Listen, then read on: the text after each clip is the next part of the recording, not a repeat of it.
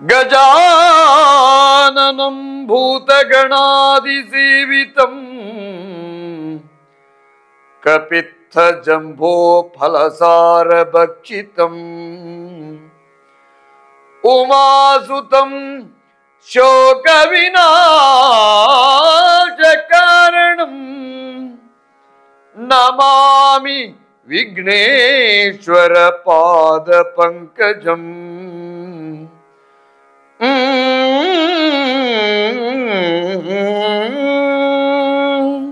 ಧರ್ಮ ಬಂಧುಗಳೇ, ರಾಮಾಯಣ ದರ್ಶನಂ ಪ್ರವಚನದ ಸರಣಿ ಸಂಪನ್ನಗೊಂಡಿದೆ. 38ನೇ ಸಂಚಿಕೆಯನ್ನು ಪ್ರವೇಶ ಮಾಡ್ತಾ ಇದ್ದೇವೆ. ತೊರವೆಯ ಕಿಷ್ಕಿಂಧ ಕಾಂಡದಲ್ಲಿದ್ದೇವೆ ಮತ್ತು 4ನೇ ಸಂಧಿಯ ಪ್ರಕರಣದಲ್ಲಿ ನಾವು ಸಾಗ್ತಾ ಇದ್ದೇವೆ. ಮೊದಲನೇ ಮುಖಾಮುಖಿ ರಾಮ ಅನುಗ್ರಹ ಮಾಡಿದ ಮೇಲೆ ರಾಮಾಶ್ರಯದಲ್ಲಿ ತುಲ್ಯಾರಿ ಮಿತ್ರತ್ವದಲ್ಲಿ ರಾಮನ ಪ್ರೇರಣೆಯಂತೆ ಸುಗ್ರೀವ ವಾಲಿಯ ಜೊತೆಗಿನ ಯುದ್ಧದ ಮೊದಲ ಯುದ್ಧದಲ್ಲಿ ರಾಮ ಬಂದ ಮೇಲೆ ಸುಗ್ರೀವ ಸೋತಿದ್ದಾನೆ. ಯಾಕೆ ರಾಮ ವಾಲಿಯನ್ನು ಕೊಲ್ಲಿಕ್ಕೆ ಮನಸ್ಸು ಮಾಡಲಿಲ್ಲ? ಅಲ್ಲಿ ಅಂಗಸೌಷ್ಠದ ಪ್ರಭೇದ ಅರ್ಥ ಆಗಲಿಲ್ಲ. ಹಾಗಾದ ಕಾರಣ ಎಲ್ಲಿಯಾದರೂ ಆಯ ತಪ್ಪಿ ನಾನು ಹೊಡೆದಾವಾಗ ಮಿತ್ರವಧೆ ಆದರೆ ರಾಮ ಸಕಾರಣವನ್ನು ಸಮರ್ಪಕವಾಗಿ ಸುಗ್ರೀವನಿಗೆ ಮನವರಿಕೆ ಮಾಡಿಕೊಡ್ತಾನೆ. ಪುನಃ ರಾಮ ಪ್ರೇರಣೆಯಿಂದ ರಾಮನ ಸೂಚನೆಯಂತೆ ರುಮೆಯನ್ನು ಪಡೆಯುವಲ್ಲಿ ರಾಮ ನಿರ್ದೇಶನದಲ್ಲಿ ಸುಗ್ರೀವ ಹೊರಡುತ್ತಾನೆ. ಲಕ್ಷ್ಮಣನಿಂದ ಗಜಪುಷ್ಪಿಕಾ ಮಾಲೆಯ ಧಾರಣೆ ಸುಗ್ರೀವನಿಗೆ ಆಗ್ತದೆ. ವಾಲ್ಮೀಕಿಗಳು ಹೇಳುವ ಪ್ರಕಾರ ಮತ್ತು ಸುಗ್ರೀವನಿಗೆ ಸಂಶಯ ಇತ್ತು ಅಂತ ಹೇಳ್ತಾರೆ. ವಾಲಿವಧೆ, ಅಣ್ಣನ ವಧೆ, ನಾನು ಅದಕ್ಕೆ ಕಾರಣನಾಗಬಹುದಾ ಈ ಗೊಂದಲ.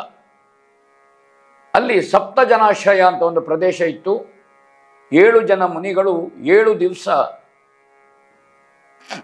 ಜಲಸ್ತಂಭನ, ನೀರಿನ ಒಳಗೆ ಅವರು ತಪಸ್ಸು ಮಾಡುತ್ತಿರುವಂತಹದ್ದು.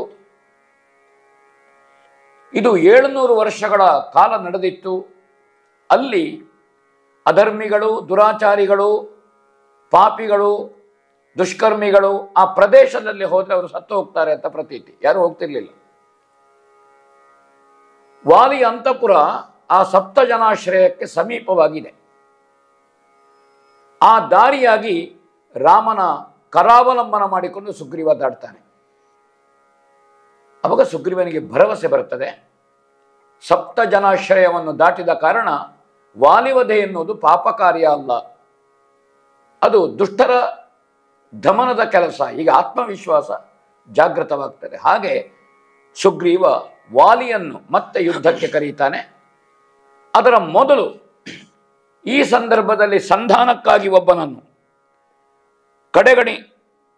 ಕಡೆಗಣಿಸಬಾರದು ಈ ಸಂಗತಿಯನ್ನು ಎನ್ನುವುದಕ್ಕಾಗಿ ಒಬ್ಬ ವಾನರ ದೂತನನ್ನು ವಾಲಿಯಲ್ಲಿಗೆ ಸಂಧಾನಕ್ಕೆ ಕಳುಹಿಸುತ್ತಾನೆ ಅಂತ ತೊರವೆ ಉಲ್ಲೇಖ ಮಾಡಿದ್ದು ಕಾಣುತ್ತದೆ. ಆ ಭಾಗದಿಂದ ಈ ಸಂಚಿಕೆ ಆರಂಭ ಮಾಡೋಣ. ಬಗೆಯದಿರ್ದುದು ದುರ್ಗ ನಿವರುಪ್ಪುಗಳ ಲೆಕ್ಕಿಸದಿರ್ದನಿಂದ್ರನ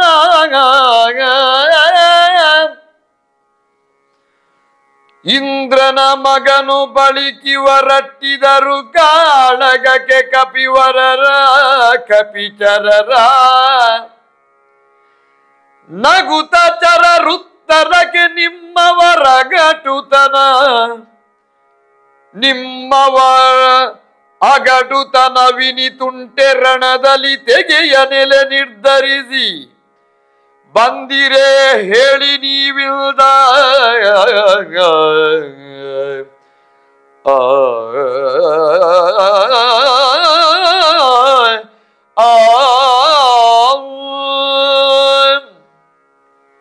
ಸುಗ್ರೀವನಿಂದ ಪ್ರೇಷಿತರಾದಂತಹ ವಾನರ ದೂತರು ವಾಲಿಯಲ್ಲಿಗೆ ಒಬ್ಬ ವಾನರ ದೂತನನ್ನು ಸುಗ್ರೀವ ಕಳುಹಿಸಬೇಕು ಅಂತಾದರೆ ಸುಗ್ರೀವನಲ್ಲಿ ಅದಮ್ಯವಾದಂತಹ ಆತ್ಮವಿಶ್ವಾಸ ಜಾಗೃತಿಯಾಗಿದೆ. ರಾಮನ ಭರವಸೆಯ ಮಾತಿನಿಂದ, ವಿಶ್ವಾಸದಿಂದ. ಈಗ ಮುಖಾಮುಖಿಯಾಗುವುದಷ್ಟೇ ಮುಖ್ಯ. ಸುಗ್ರೀವನನ್ನು ಪ್ರತ್ಯೇಕವಾಗಿ ಗುರುತಿಸುವುದಕ್ಕೆ ಒಂದು ಗಜಪುಷ್ಪಿಕದ ಮಾಲೆ ಸುಗ್ರೀವನ ಕುತ್ತಿಗೆಗೆ ಲಕ್ಷ್ಮಣನ ಮೂಲಕವಾಗಿ ಹಾಕಿಸ್ತಾನೆ ರಾಮ. ಇಲ್ಲಿ ಆಳುತ್ತನದ ಭೇದ ಆಗ್ಲಿಕ್ಕೂ ಇಲ್ಲ. ಆ ಕಾರಣದಿಂದ ಮಾತ್ರವಲ್ಲ, ಅನೇಕ ಕಪಿಗಳು ಇಲ್ಲಿ ಸುಗ್ರೀವನ ಜೊತೆ ಈಗಾಗಲೇ ಬಂದು ಸೇರಿಕೊಂಡಿದ್ದಾರೆ. ಇದು ಸುಗ್ರೀವನ ಆತ್ಮವಿಶ್ವಾಸಕ್ಕೆ ಹೆಚ್ಚಿನ ಕಾರಣವಾಗ್ತದೆ. ಹಾಗೆ ಸುಗ್ರೀವನಿಂದ ಕಳುಹಿಸಲ್ಪಟ್ಟಂತಹ ದೂತರು ವಾಲಿ ಹತ್ರ ಹೇಳುತ್ತಾರೆ, ಇದು ಯುದ್ಧ ಹಾಗೆ ಸುಗ್ರೀವ ಬಂದಿದ್ದಾನೆ, ಸುಗ್ರೀವನ ಹೆಂಡತಿಯನ್ನು ಹಿಂದೆ ಕೊಡುವುದು ಒಳ್ಳೆಯದು ಅಂತವರು ಹೇಳುತ್ತಾನೆ. ನಿಮ್ಮ ಒಡೆಯನಿಗಿಷ್ಟು ಪೊಗರುಂಟ. ವಾಲಿಯ ವಿಕ್ರಮ, ಸಮುದ್ರ ಮಥನ ಮಾಡಿದ ವಾಲಿ, ಅಪ್ರತಿಮ ವಿಕ್ರಮಿ. ದೇವತೆಗಳು ವಾಲಿಯ ಬಗೆಗೆ ಭೀತರಾಗಿದ್ರು, ಆತಂಕದಿಂದ ಇದ್ರು, ಪ್ರಶ್ನಿಸ್ತಿರ್ಲಿಲ್ಲ ಅವನ ದೌರ್ಜನ್ಯವನ್ನು. ಆ ಕಾರಣದಿಂದ ಅವರು ಹಾಗಾದ್ರೆ ಇಷ್ಟು ಧೈರ್ಯ ಸುಗ್ರೀವನಿಗೆ ಹೇಗೆ ಬಂದಿರಬಹುದು ಅಂತ ಅವನಿಗೆ ಕಂಡಿತು. ಬಹಳ ದೃಢವಾಗಿ ಸುಗ್ರೀವ ಬಂದಿದ್ದಾನೆ. ಒಂದು ಸಲ ಜೂಜಿನಲ್ಲಿ ಸೋತರೆ ಮರು ಜೂಜಿನಲ್ಲಿ ಸೋಲಬೇಕೇ? ನೋಡಿ ಪ್ರಶ್ನೆ. ಆ ಮಾತು ಸಾಕು. ಪ್ರತಿಜ್ಞೆ ಮಾಡಿರುವ ನಿನ್ನ ಶೂರ ತಮ್ಮನನ್ನು ಯುದ್ಧದಲ್ಲಿ ಗೆದ್ದರೆ ಇಂದ್ರಪುತ್ರನೆಂಬ ನಿನ್ನ ಹೆಗ್ಗಳಿಕೆ ನಿಷ್ಕಾರಣವಲ್ಲ. ನೋಡ, ಸುಗ್ರೀವನನ್ನು ಯುದ್ಧದಲ್ಲಿ ಗೆದ್ದು ನೋಡು ನೀನು ಅಂತ ದೂತರು ಸವಾಲನ್ನು ಕೊಡ್ತಾರೆ. ಏನು ಒಮ್ಮೆ ಜೂಜಿನಲ್ಲಿ ಸೋತ್ರೆ ಪುನಃ ಜೂಜಿನಲ್ಲಿ ಸೋಲಬೇಕು ಅಂತ ಉಂಟಾ? ದೂತರು ಆತ್ಮವಿಶ್ವಾಸದಿಂದ ವಾಲಿಯ ಎದುರು ಯಾರು ನಿಂತು ಮಾತನಾಡಲಾರರು, ಆದರೆ ಒಬ್ಬ ದೂತ ವಾಲಿಯ ಎದುರು ಈ ಧೈರ್ಯದ ಮಾತುಗಳನ್ನು ಹೇಳ್ತಾನೆ. ಅಂದರೆ ಸುಗ್ರೀವನದ್ದು ಧರ್ಮಪರವಾದ ಪಕ್ಷ, ಅವನ ಅನುಯಾಯಿಗಳಿಗೂ ಭರವಸೆ ಬಂದಿದೆ ರಾಮನ ಅನುಗ್ರಹದಿಂದ, ರಾಮನ ಮಾತಿನಿಂದ. ಇದು ಸ್ಪಷ್ಟ ಆಗ್ತದೆ. ಆತ್ಮವಿಶ್ವಾಸ ಜಾಗೃತ ಆಗಿದೆ. ನಿಮ್ಮ ಒಡೆಯನಿಗೆ ಅಷ್ಟೊಂದು ಕೆಚ್ಚುಂಟು ಅಂತಾದರೆ ನಾವು ಹಿಂದೆಗೆಯುವ ಪ್ರಶ್ನೆ ಇಲ್ಲ ಅಂತ ವಾಲಿ ಹೇಳ್ತಾನೆ. ನಾವು ಯುದ್ಧಕ್ಕೆ ಮುಂದುವರಿಯುವುದೇ. ನಿನ್ನೆಯ ದಿವಸದಂತೆ ನಿಮ್ಮ ಒಡೆಯನನ್ನು ನಿಲ್ಲಿಸಿಕೊಂಡಿರಿ, ಹೆಚ್ಚು ಮಾತೇಕೆ? ಹಾಗೆ ದೂತರನ್ನು ಕಳುಹಿಸಿಕೊಡ್ತಾನೆ ವಾಲಿ. ನಿಮ್ಮ ಒಡೆಯ ಸುಗ್ರೀವ ತಯಾರಾಗ್ತಾನಾ? ತಯಾರು ಮಾಡಿ ನಿಲ್ಲಿಸಿ ಅವನನ್ನು ಯುದ್ಧಕ್ಕೆ, ನನಗೆ ಭೀತಿ ಇಲ್ಲ, ಆತ್ಮವಿಶ್ವಾಸದಂತಾನೆ. ಹಾಗೆ ಸಿಂಹಾಸನದಿಂದ ಇಳಿದು ಯುದ್ಧ ಸಿದ್ಧತೆಗಳನ್ನು ಮಾಡಿಕೊಂಡು, ವಾಲಿಗೆ ಯುದ್ಧ ಸಿದ್ಧತೆ ಮಾಡುವ ಪ್ರಶ್ನೆ ಇಲ್ಲ, ಹೊರಡುದೇಮ. ಇಲ್ಲಿ ವಾಲಿ ಯುದ್ಧ ಸಿದ್ಧತೆ ಮಾಡಿದ್ದಾನೆ ಅಂತ ಒಂದು ಪ್ರಯೋಗವನ್ನು ಇಲ್ಲಿ ತೊರವೆ ಮಾಡ್ತಾನೆ. ಅದರ ಅರ್ಥ, ವಾಲಿಯ ಮನಸ್ಸಿನಲ್ಲಿ ಇಷ್ಟರವರೆಗೆ ನನ್ನನ್ನು ಪ್ರಶ್ನಿಸದ, ನನಗೆ ಎಚ್ಚರಿಕೆಯ ಮಾತನ್ನು ಹೇಳದ ಒಬ್ಬ ಸುಗ್ರೀವನ ದೂತ, ಒಬ್ಬ ಕಪಿ ಎಚ್ಚರಿಕೆಯ ಮಾತು ಹೇಳ್ತಾನೆ ಅಂದರೆ ಸುಗ್ರೀವನಲ್ಲಿ ಏನೋ ಒಂದು ಪ್ರಾಬಲ್ಯ ಇದೆ ಅಂತ ಅವನ ಮನಸ್ಸಿಗಾಗಿದೆ. ಆ ಪ್ರಾಬಲ್ಯ ಇದ್ದ ಕಾರಣ ವಾಲಿ ವಿಶೇಷವಾದಂತಹ ಮಾಲೆಯನ್ನು ಧರಿಸ್ತಾನೆ ಅಂತ ಕೇಳೋಣ. ತರಿಸಿದನು ತನಗಿಲ್ದ್ರ ನಸುರರ ಧುರದೊಳಿತ್ತ ಸಜೀವ ರತ್ನ ಸ್ಫುರಿತ ಕಾಂಚನ ಮಾಲೆಯನು, ಸಜೀವ ರತ್ನ ಸ್ಫುರಿತ ಕಾಂಚನ ಮಾಲೆಯನು, ನಿಖಿಲಾಂಶ ಮಾಲೆಯನು, ನಿಖಿಲಾಂಶು ಮಾಲೆಯನು, ದುರದೊಳರಿಪಟ ನರ್ಧ ಬಲವನು, ಬೆರಸಿ ಕೊಂಬ ಬಲಾತಿಶಯ ಬಂದುರದ ಮಾಲೆಯ ತರಿಸಿ ತನ್ನರ ಮನೆಯ ಪೊರವಂಟಾಗ ಸುಗ್ರೀವ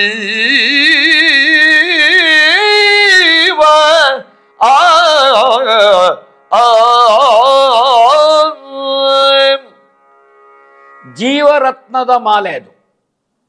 ಅದಕ್ಕೆ ಕಾಂಚನ ಮಾಲೆ ಅಂತಲೂ ಹೆಸರಿದೆ. ಸ್ವರ್ಣ ಮಾಲಿಕೆ, ಕಾಂಚನ ಮಾಲಿ ವಾಲಿ, ಅದು ವಾಲಿಗೆ ಇರುವಂತಹ ಒಂದು ವಿಶೇಷವಾದಂತಹ ಬಿರುದು ಹೌದು. ಒಂದು ಕಡೆಯಲ್ಲಿ ಉಲ್ಲೇಖ, ಸಮುದ್ರ ಮಥನವನ್ನು ವಾಲಿ ಮಾಡ್ತಾನೆ. ದೇವತೆಗಳು ರಾಕ್ಷಸರು ಅಮೃತ ಪ್ರಾಪ್ತಿಗಾಗಿ ಸಮುದ್ರ ಮಥನ ಮಾಡುವ ಸಂದರ್ಭದಲ್ಲಿ ಪ್ರಾತಃ ಸಂಧ್ಯೆಯಲ್ಲಿ ತೊಡಗಿದಂತಹ ವಾಲಿಗೆ, ಚತುಸ್ಸಮುದ್ರದಲ್ಲಿ ಮುಳುಗಿ ಸಂಧ್ಯಾವಂದನೆ ಮಾಡುವ ವಾಲಿಗೆ ಗೊತ್ತಾಯಿತು, ಅಮ್ಮ ಕ್ಷೀರಸಾಗರದ ತಡಿಗೆ ಹೋಗ್ತಾನೆ. 66 ಕೋಟಿ ದಾನವರು, 33 ಕೋಟಿ ದೇವತೆಗಳಿಂದ ಆಗದೇ ಇದ್ದಂತಹ ಸಂಗತಿ ಅವರನ್ನೆಲ್ಲ ಬದಿಗೆ ಸರಿಸಿ ತಾನೊಬ್ಬನೇ ಸಮುದ್ರ ಮಥನವನ್ನು ಮಾಡುವ ವಾಲಿಯ ವಿಕ್ರಮವನ್ನು ಯೋಚನೆ ಮಾಡಬೇಕು. ಆವಾಗ ಅದರಲ್ಲಿ ಉದಿಸಿ ಬಂದವಳು ತಾರೆ ಅಂತಲೂ ಒಂದು ಉಲ್ಲೇಖ ಉಂಟು, ಸುಷೇಣನ ಮಗಳು ತಾರೆ ಅಂತಲೂ ಉಲ್ಲೇಖ ಉಂಟು. ಈ ಪರಾಕ್ರಮವನ್ನು, ಪ್ರಾಬಲ್ಯವನ್ನು ಕಂಡು ಇಂದ್ರ ಅವನಿಗೆ ಕಾಂಚನಮಾಲೆಯನ್ನು ಅನುಗ್ರಹ ಮಾಡುವಂತಹದ್ದು. ಆದರೆ ತೊರವೆ ಇಲ್ಲಿ ಹೇಳ್ತಾನೆ, ರಾಕ್ಷಸರ ಮೇಲೆ ಯುದ್ಧ ಮಾಡಿ ಅವರನ್ನು ಸೋಲಿಸಿದವಾಗ ಇಂದ್ರನು ತನಗೆ ಕೊಟ್ಟಿದ್ದ ಕಾಂತಿಯುತವಾದಂತಹ ಜೀವರತ್ನದ ಮಾಲೆ ಅಂತ ತೊರವೆಯಲ್ಲಿ ಉಲ್ಲೇಖ ಮಾಡ್ತಾನೆ. ಏನೇ ಇರಲಿ, ಆ ಮಾಲೆಯ ವಿಶೇಷತೆ, ಅದನ್ನು ಧರಿಸಿದರೆ ಇದಿರು ಇದ್ದವನ ಪ್ರತಿಯೋಧನ ಅರ್ಧ ಶಕ್ತಿ ಧರಿಸಿದವನಿಗೆ ಬರುವಂತಹದ್ದು ಆ ಮಾಲೆಯ ವಿಶೇಷತೆ. ಹಿಂದೆಂದು ಈ ಮೊದಲು 5 ಸಲ ಯುದ್ಧ ಆಗಿದೆ ವಾಲಿಗೆ ಮತ್ತು ಸುಗ್ರೀವನಿಗೆ. ರಾಮ ಬರುವುದಕ್ಕಿಂತ ಮೊದಲು 4 ಸಲ, ರಾಮ ಬಂದ ಮೇಲೆ ಒಮ್ಮೆ 5, ಇದು 6ನೇ ಯುದ್ಧ. ಪುರಾಣಾಧಾರದಿಂದ ಹೇಳುವುದಿದ್ರೆ ಇಷ್ಟೂ ಯುದ್ಧಗಳಲ್ಲಿ ಸುಗ್ರೀವನ ವಿರುದ್ಧ ಕಾಂಚನ ಮಾಲೆಯನ್ನು ಧರಿಸದ ವಾಲಿ ಒಬ್ಬಾತ ದೂತ ಬಂದು ಭರವಸೆಯ ಮಾತನ್ನು, ಎಚ್ಚರಿಕೆಯ ಮಾತನ್ನು ಹೇಳಿದ ಕಾರಣ ವಾಲಿ ಕಾಂಚನ ಮಾಲೆಯನ್ನು ಧರಿಸಿ ಹೊರಟಿದ್ದಾನೆ. ಅದು ಬಹಳ ಮುಖ್ಯ. ಎಲ್ಲಿಯೋ ಒಂದು ಕಡೆಯಲ್ಲಿ ಸುಗ್ರೀವನ ಪ್ರಾಬಲ್ಯವನ್ನು, ಯಾಕೆಂದ್ರೆ ಒಮ್ಮೆ ಯುದ್ಧ ಮಾಡಿದ ಸುಗ್ರೀವ 1000 ವರ್ಷ ಕಳೆದು ಬರುವಂತಹದ್ದು. ಇದು ಹಿಂದಿನ ದಿವಸವೋ ಆ ದಿವಸವೋ ಯುದ್ಧ ನಡೆದಿದೆ. ಪುನಃ ಮತ್ತೆ ಮುಸ್ಸಂಜೆಯಲ್ಲಿ ಯುದ್ಧಕ್ಕೆ ಸಿದ್ಧನಾಗಿ ಹೊರಟಿದ್ದಾನೆ. ಇಷ್ಟು ಬೇಗ, ಇಷ್ಟು ಅವಸರದಲ್ಲಿ ಸುಗ್ರೀವ ಬರಬೇಕಿದ್ರೆ ಸುಗ್ರೀವನ ಹಿಂದೆ ಏನೋ ಒಂದು ಬಲ ಇದೆ, ಬೆಂಬಲ ಇದೆ. ಹೀಗೆ ಯೋಚಿಸಿದ ವಾಲಿ ಕಾಂಚನ ಮಾಲೆ, ಸುಂದರವಾದಂತಹ ಮಾಲೆಯನ್ನು ಧರಿಸಿ ತನ್ನ ಅರಮನೆಯಿಂದ ಹೊರಟ ಅಂತ ಹೇಳ್ತಾರೆ. ಕೆಲವು ಕಡೆಯಲ್ಲಿ ಅವ ಅಂತಃಪುರದಲ್ಲೇ ವಿಶ್ರಾಂತಿಯ ಗ್ರಹದಲ್ಲಿದ್ದ ಅಂತ ಹೇಳ್ತಾರೆ. ಆ ಸಂದರ್ಭದಲ್ಲಿ ತಾರೆ ಬರ್ತಾಳಂತೆ, ಕೇಳೋಣ. ಆ ಸಮಯದಲ್ಲಿ ತಾರೆ ಬಂದು ನಿಜೇಶನೊಡ ನಿಂತೆಂದಳು.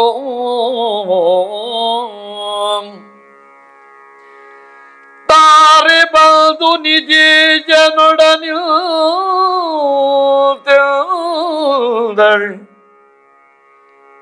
ಇನ ಜನದ ಜರತಿಪತಿ ಕರಿಸಿದನು ಗಡ ಪರಮ ಮೈತ್ರಿಯಲ್ಲಿ.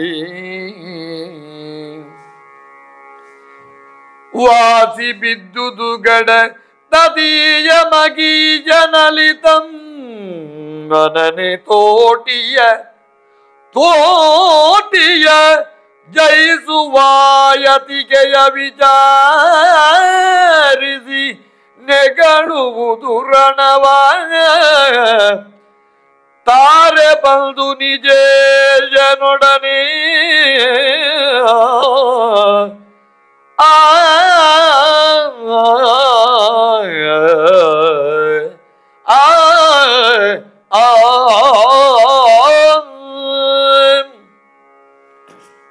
ತಾರಾದೇವಿ ವಾಲಿಯ ಧರ್ಮಪತ್ನಿ, ಅವಳು ವಾಲಿಯನ್ನು ತಡೀತಾಳೆ. ಅವಳಿಗೆ ರಾಮನ ಹೆಂಡತಿ ಸೀತೆಯನ್ನು ರಾವಣ ಅಪಹರಿಸಿದ್ದ, ಆಮೇಲೆ ಶಬರಿಯೋ ಕಬಂಧನಿಂದಲೋ ಪ್ರೇಷಿತನಾಗಿ ಹನುಮಂತನ ಮೂಲಕವಾಗಿ ಸುಗ್ರೀವ ಸಖ್ಯಾದಂಥ ಸಂಗತಿಗಳು ತಾರೆಯ ಗಮನಕ್ಕೆ ಬಂದಿತ್ತು. ಅದು ಅಂಗದನ ಮೂಲಕವಾಗಿ ಬಂದಿತ್ತು ಅಂತೂ ಇದೆ ಉಲ್ಲೇಖ, ಅಂತೂ ತಾರೆಗೆ ಗೊತ್ತಾಗಿದೆ. ವಾಲಿಯನ್ನು ಕೊಂದುಕೊಡುವ ರಾಮನ ವಚನಬದ್ಧತೆ, ಇದನ್ನು ಗ್ರಹಿಸಿದ ತಾರೆ ವಾಲಿಯನ್ನು ಎಚ್ಚರಿಸ್ತಾಳೆ. ಈ ವಿಚಾರವನ್ನು ಹೇಳ್ತಾಳೆ.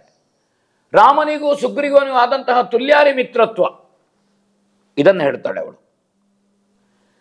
ನಿನ್ನ ತಮ್ಮ ಮತ್ತು ರಾಮ ಪರಸ್ಪರ ಭಾಷಾಬದ್ಧರಾಗಿದ್ದಾರೆ. ನಿಮ್ಮನ್ನು ಕೊಂದು ರುಮೆಯನ್ನು ಬಿಡಿಸಿಕೊಡುವಂತಹದ್ದು, ಸೀತಾನ್ವೇಷಣೆಗೆ ನೆರವನ್ನು ಕೊಡುವಂತಹದ್ದು, ಇಷ್ಟು ಸಂಗತಿಗಳು ಇದೆ ಅಂತ ಉಲ್ಲೇಖ ಹೇಳ್ತಾಳೆ. ಆ ಕಾರಣದಿಂದ ರಾವಣನು ಸೀತೆಯನ್ನು ಕದ್ದುಕೊಂಡು ಹೋದದ್ದ ಇತ್ಯಾದಿ ಸಂಗತಿಗಳನ್ನು ಹೇಳ್ತಾಳೆ ಅವಳು. ಹಾಗಾದಾಗ ಅವಳು ಹೇಳುದು, ತಮ್ಮನೇ ಹೆಂಡತಿಗೆ ಆಸೆ ಪಟ್ಟು ಯಾಕೆ ನೀವು ಇದನ್ನು ಯಾಕೆ ನೀವು ಮಾಡ್ತಾ ಇದ್ದಿ? ಯುದ್ಧದಲ್ಲಿ ನಿನ್ನನ್ನು ಕೊಲ್ಲಿಕ್ಕೆ ಬಂದಿದ್ದಾನೆ ರಾಮ, ಮತ್ತೇನೂ ಅಲ್ಲ, ನೀನು ಕಳ್ಕೊಳ್ಬೇಕಾಗ್ತದೆ ನಿನ್ನ ಪ್ರಾಣವನ್ನು. ಆ ಕಾರಣದಿಂದ ಇನ್ನಾದರೂ ಇನಸುತನ ಕರೆದಿಟ್ಟು ರುಮೆಯನ್ನು ಸೂರ್ಯನ ಮಗನಾದಂತಹ ಸುಗ್ರೀವನಿಗೆ ಕೊಡಬೇಕು, ರಘುನಂದನನ ಕಾರ್ಯಕ್ಕೆ ಒದಗುವುದು ಲೇಸಲ್ವೇ. ನೋಡಿ ತಾರೆಯ ಮಾತು. ಶ್ರೀರಾಮಚಂದ್ರವನ ಸೀತಾನ್ವೇಷಣೆಯೋ, ಸೀತಾಪ್ರಾಪ್ತಿಯೋ, ಅಥವಾ ರಾವಣಾದಿ ದುಷ್ಟರ ವಧೆಯೋ, ಇದನ್ನು ರಾಮ ಕಾರ್ಯಕ್ಕೆ ನೆರವಾಗುವುದು ಒಳ್ಳೆಯದಲ್ವೋ? ಯಾಕೆ ದ್ವೇಷ ಮಾಡುತ್ತೀರಿ ನೀವು? ರಾಮನ ಯೋಗ್ಯತೆಯನ್ನು, ರಾಮನ ಪರಾಕ್ರಮವನ್ನು, ವಿಕ್ರಮವನ್ನು, ಸಪ್ತ ತಾಳವೃಕ್ಷದ ಛೇದನವೋ ಅಥವಾ ದುಂದುಬಿಯ ಎಲುಬಿನ ಹಂದರವನ್ನು ಹಾರಿಸಿದ ಪ್ರಕರಣವನ್ನು ಉಲ್ಲೇಖ ಮಾಡಿ ಅವಳು ಹೇಳ್ತಾಳೆ, ರಾಮ ಪರಾಕ್ರಮಿ ಇದ್ದಾನೆ. ಅತ್ಯಂತ ಶ್ರದ್ಧೆಯಿಂದ ತಾರೆ ಭಿನ್ನವಿಸಿಕೊಡ್ತಾಳೆ. ಹೆಂಡತಿ ಇರುವಂತಹದ್ದು ಕರ್ಣೇಶು ಮಂತ್ರಿ, ಅವಳು ಎಚ್ಚರಿಸ್ತಾಳೆ. ಆದರೆ ವಾಲಿ ಅದನ್ನು ಒಪ್ಪುವುದಿಲ್ಲ. ಕೇಳೋಣ. ಮರುಳಲ ಎಲೆ ತಾರಿಗೆ ಮರುಳಲ ಎಲೆ ತಾರೆ ತನ್ನಯ ಪರಿಯ ನರಿಯೆಯ ನೀನು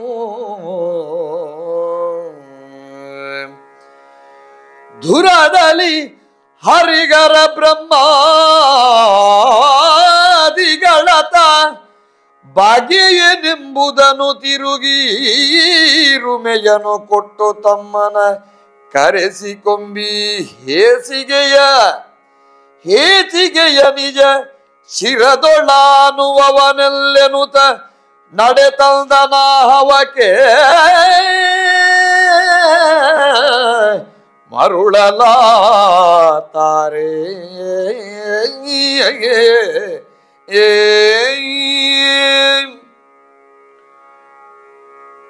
ವಾಲಿ ಅಂತೂ ಸಹಿಸಲಿಕ್ಕಾಗ್ಲಿಲ್ಲ ತಾರೆಯ ನೀತಿ. ಅಥವಾ ತಾರೆ ಹತ್ರ ಕೇಳಿ ಯಾವ ವ್ಯವಹಾರವನ್ನು ವಾಲಿ ಮಾಡುವನಲ್ಲ, ಅವನು ಮಹಾಧಟ.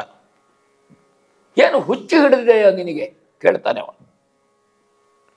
ನನ್ನ ರೀತಿ ನೀತಿ ನಿನಗೆ ಗೊತ್ತಿಲ್ವೋ? ಇಷ್ಟು ಸುದೀರ್ಘವಾದಂತಹ ದಾಂಪತ್ಯದಲ್ಲಿ ನಾನೇನು ಹೆಂಬೇಡಿಯ ಅಥವಾ ಯುದ್ಧದಲ್ಲಿ ಬೆನ್ನು ತೋರಿಸುವವನೋ?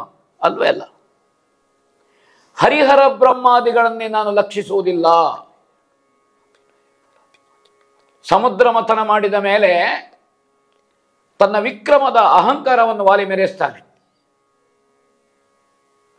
ಆ ಸಂದರ್ಭದಲ್ಲಿ ಮಹಾವಿಷ್ಣು ಕುಳಿತುಕೊಂಡಿದ್ದನಂತೆ. ಅಲ್ಲಿ ಇಂದ್ರನ ಹತ್ರ ವಾಲಿ ಕೇಳ್ತಾನೆ ಅಂತ, ಯಾರದು ಅಂತ.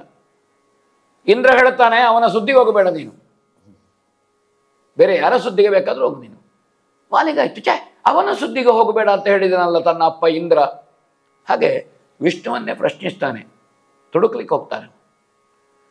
ಅನುಗ್ರಹಕಾರಕನಾದಂತಹ ಮಹಾವಿಷ್ಣು ನಿನಗೆ ಏನು ಬೇಕು ಅಂತ ಕೇಳುವಾಗ, ನನಗೆ ಇನ್ನೊಬ್ಬರಿಗೆ ಕೊಟ್ಟೇ ಗೊತ್ತು ಹೊರತು ಇನ್ನೊಬ್ಬರಿಂದ ಪಡ್ಕೊಂಡು ಗೊತ್ತಿಲ್ಲ. ನಾನು ಇನ್ನೊಬ್ಬರಿಂದ ಏನನ್ನು ಪಡ್ಕೊಳ್ಳೋದಿಲ್ಲ, ಇನ್ನೊಬ್ಬರಿಗೆ ಕೊಡುವವ. ನಿನಗೇನು ಬೇಕು ಕೇಳು. ಅವಾಗ ಮಹಾವಿಷ್ಣು ನಿನ್ನ ಪ್ರಾಣ ಬೇಕು ಅಂತ ಕೇಳಿದಂತೆ ವಾಲಿ ಹತ್ರ. ತೆಕ್ಕ ತಕ್ಷಣ, ನನ್ನ ಪ್ರಾಣ ತೆಕ್ಕೋ, ನೀನು ಕೊಡ್ತೇನೆ, ನಾನು ಹಿಂಜರಿಯುವವನಲ್ಲ. ಮಹಾವಿಷ್ಣು ಆಗ ಹೇಳಿದನಂತೆ, ಈಗ ಬೇಡ, ನಿನ್ನಲ್ಲಿಯೇ ಇರಲಿ ಅದು ನ್ಯಾಸವಾಗಿ, ಬೇಕಾಗುವಾಗ ನಾನು ಪಡ್ಕೊಳ್ತೇನೆ. ಹರಿಹರ ಬ್ರಹ್ಮಾದಿಗಳಿಗೆ ನಾನು ಹೆದರಿದವನಲ್ಲ, ನನಗೆ ಭೀತಿ ಇಲ್ಲ. ಯಾವನೊಬ್ಬ ರಾಮನನ್ನು ಯಾಕೆ ನೀನು ಹೇಳ್ತಿ? ಹಾಗಾದ್ರೆ ರುಮೆಯನ್ನು ಹಿಂದೆ ಕೊಡುವಂತಹದ್ದು, ತಮ್ಮನನ್ನು ಕರೆಸಿಕೊಳ್ಳುವಂತಹದ್ದು, ಜೊತೆಗಿದ್ದುಕೊಂಡು ಸಹೋದರರಾಗಿ ಬದುಕುವಂಥದ್ದು, ಈ ಹೇಸಿಗೆ ಸಂಗತಿಗಳನ್ನು ಅತುಲ ವಿಕ್ರಮಿಯಾದಂತಹ ನನ್ನಲ್ಲಿ ನೀನು ಹೇಳಬೇಡ ಅಂತ ತಾರೆಯನ್ನು ತಿರಸ್ಕರಿಸಿ ತಳ್ಳಿದಿರಂತೆ. ದಾಪುಗಾಲಿಡುತ್ತಾ ಯುದ್ಧಕ್ಕೆ ಬರ್ತಾರಂತೆ ಶರಭ, ಶತಬಲಿ, ಗಜ, ಗವಯ, ಹರಿಭಯಂಕರರಾದ ಸುಮುಖ, ದುರ್ಮುಖ, ಗಂಧಮಾಧನರು, ವಾಲಿಯಲ್ಲಿದ್ದಂತಹ ಅತುಳ ಬಲಗಳು. ಅವರು ಎಲ್ಲರೂ ಮುತ್ತಿದ್ರು. ಅಂಗದನನ್ನು ಪಟ್ಟಣದ ರಕ್ಷಣೆಗೆ ನೇಮಿಸಿದನಂತೆ ವಾಲಿ. ಯಾರಾದರೂ ಹಿಂದಿನಿಂದ ಒಂದು ಪುರಪ್ರವೇಶ ಮಾಡಿ ಅರಮನೆಯನ್ನು ಹುಡಿ ಮಾಡಿದರೆ ಅಂಗದನನ್ನು ಅಲ್ಲಿ ನಿಲ್ಲಿಸಿದನಂತೆ. ಜಾಂಬವರು, ರುಮ, ಸುಷೇಣರೊಡನೆ ಬಂದರಂತೆ. ಇಬ್ರು, ಇಲ್ಲಿ ಸೈನಿಕರ ಯುದ್ಧ ಇಲ್ಲ, ಇಲ್ಲಿ ವಾಲಿ ಸುಗ್ರೀವರ ಇಬ್ಬರ ಜೊತೆಗೆ ಮಾತ್ರ ಯುದ್ಧ ಆಗುವಂತಹದ್ದು. ಸೈನಿಕರನ್ನು ಬಲಿ ಕೊಡುವ ಪ್ರಶ್ನೆ ಇಲ್ಲ, ಇದು ದ್ವಂದ್ವ ಯುದ್ಧ. ಇದು ಅದಕ್ಕೆ ಸಿದ್ಧರಾದ್ರು. ಅವಾಗ ಆಕಾಶದಲ್ಲಿ ದೇವತೆಗಳು ನಿರೆದ್ರು ಅಂತ ಕವಿ ಹೇಳ್ತಾನೆ. ನಬದೊಳಿಕ್ಕಟ್ಟಾಯ್ತು ನಾಕದ ವಿಭುಗಳಿಬ್ಬರ ಸೈರಣೆಯ ಸಭೆ ಸಮೀಕದ ಸುಭಟರಿಬ್ಬರ ಸೋಲ ಗೆಲವುಗಳ ಆ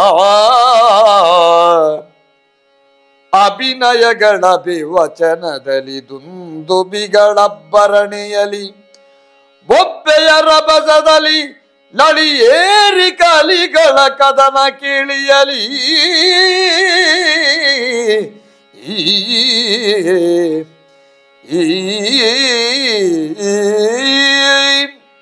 ಆಕಾಶದಲ್ಲಿ ದೇವತೆಗಳು ಒತ್ತೊತ್ತಾಗಿ ಸೇರಿದ್ರು ಯುದ್ಧದ ಆಟವನ್ನು ನೋಡ್ಲಿಕ್ಕೆ ಅಂತ ಕವಿ ಹೇಳ್ತಾನೆ. ಯುದ್ಧದ ಆಟ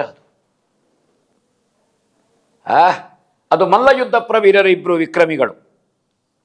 ಅಲ್ಲಿರುವಂತಹ ಬಂಡೆಯೋ ಕಲ್ಲೋ ಮರವೋ ಗೆಲ್ಲೋ ಒಂದೊಂದನ್ನು ಹಿಡಿದು ಸಾಮಾನ್ಯದವರಿಗೆ ಎತ್ತಲಿಕ್ಕೆ ಸಾಧ್ಯ ಇಲ್ಲ ಅಂತಹದ್ದನ್ನು ಹಿಡಿದು ಅವರು ಯುದ್ಧಕ್ಕೆ ಸಿದ್ಧರಾಗಿದ್ದಾರೆ ಇಬ್ರು. ಅಪೂರ್ವವಾದಂತಹ ಯುದ್ಧ ಅದು. ಅದ್ಭುತ ಯುದ್ಧವನ್ನು ಏನೆಂದು ವರ್ಣಿಸಲಿ? ಬಂಡೆಗಳ ತಿಕ್ಕಾಟ ಇಬ್ಬರಲ್ಲಿ. ಬ್ರಹ್ಮ ಸೃಷ್ಟಿಯಲ್ಲಿ ಇಬ್ರು ವೀರರಿಗೆ ಸಮಾನರಾದಂತಹ ವೀರರೇ ಇಲ್ಲ ಮಲ್ಲ ಯುದ್ಧದಲ್ಲಿ ಅಂತ ತೊರವೆ ಹೇಳ್ತಾನೆ ಇಲ್ಲಿ. ದೇವತೆಗಳು ಬೆರಗಾದ್ರಂತೆ. ಯುದ್ಧದ ವಾರ್ತೆ ಕೇಳುವುದೇ ರಮ್ಯ. ಒಂದು ಕಡೆಯಲ್ಲಿ ಯುದ್ಧದ ಸುದ್ದಿ ಕೇಳುವುದು ರಮ್ಯ ಅಂತೆ, ಪಾಲ್ಗೊಳ್ಳುವುದಲ್ಲ. ಬೆಟ್ಟ ದೂರದಲ್ಲಿ ನೋಡುವಾಗ ರಮ್ಯವಾಗಿ ಕಾಣುವಂತಹದ್ದು, ಯುದ್ಧದ ವಾರ್ತೆ ಕೇಳುವಂತಹದ್ದು ರಮ್ಯ. ಇಲ್ಲಿ ಯುದ್ಧವನ್ನು ನೋಡ್ತಾ ಇದ್ದಾರೆ, ಅವರು ಸಂಭ್ರಮಿಸ್ತಾ ಇದ್ದಾರೆ. ಸೂರ್ಯಚಂದ್ರರನ್ನೇ ಬದಿಗೆ ಸರಿಸಿ ಯುದ್ಧ ಮಾಡ್ತಾರೋ ಅಂತ ಅನ್ನಿಸ್ತಾ ಉಂಟಂತೆ. ಅಂತಹ ವಿಕ್ರಮವನ್ನು ತೋರಿಸಿದ್ರಂತೆ ಇವರು ಯುದ್ಧದಲ್ಲಿ. ಅಲ್ಲಿರುವಂತಹ ಎಲ್ಲ ಮರಗಳನ್ನು, ಅದ್ರಿ ಮರಗಳೆಲ್ಲ ತೀರಿ, ಕವಿ ಹೇಳ್ತಾನೆ ಪಾರ್ಥಿಸುಬ್ಬ ಯಕ್ಷಗಾನದಲ್ಲಿ, ಅಲ್ಲಿ ಇದ್ದಂತಹ ಬಂಡೆಕಲ್ಲುಗಳು, ಗುಡ್ಡಗಳು, ಬೆಟ್ಟಗಳು ಎಲ್ಲ ಪುಡಿ ಪುಡಿ ಪುಡಿ ಪುಡಿಯಾಗಿದ್ದಾವೆ. ಆ ರೀತಿಯ ಯುದ್ಧವನ್ನು ಅವರು ಮಾಡಿದ್ದಾರೆ. ಯಾವ ಯಾವ ರೀತಿಯ ಆಕ್ರಮಣ ಕ್ರಮ ಇದೆ ಅಂತ ಕೇಳೋಣ ಒಮ್ಮೆ.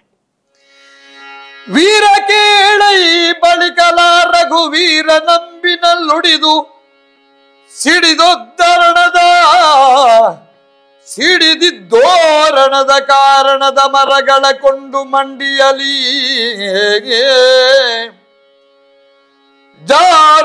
ಜಾರುವೈಲಡವೈದು ನಿಡುವೈಲೋರೆಯೊಲೊಯ್ದು ಒಯ್ದು ಪರದ ಒಯ್ದು ಬೇರಿ ಒಯ್ದಿನಲೊರಗಿದರು ಒದಗಿದರು ಭಟರ ಸಮರದಲ್ಲಿ.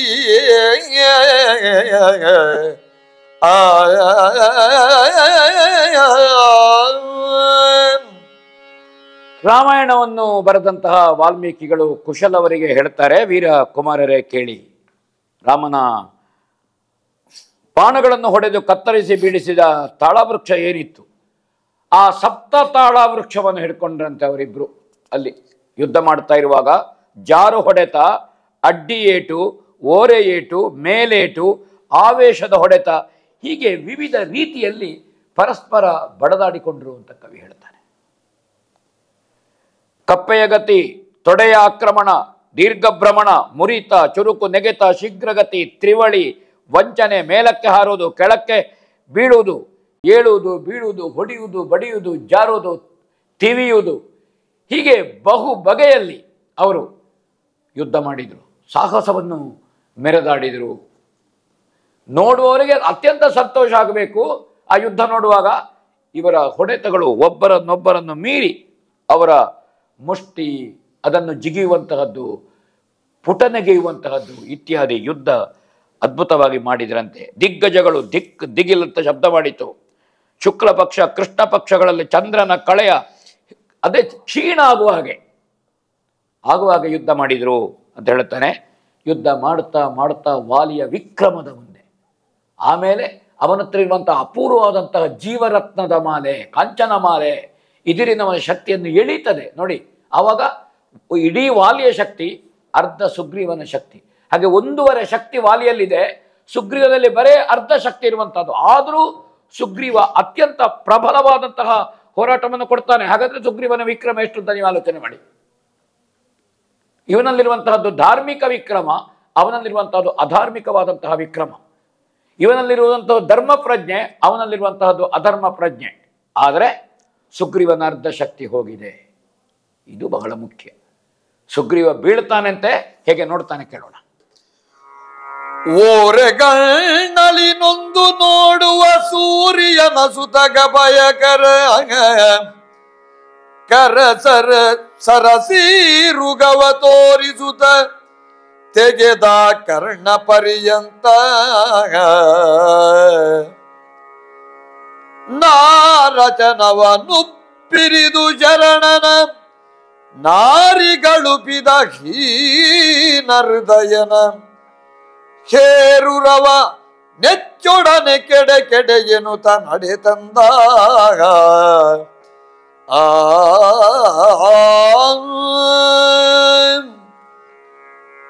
ಸುಗ್ರೀವ ಬಿದ್ದ.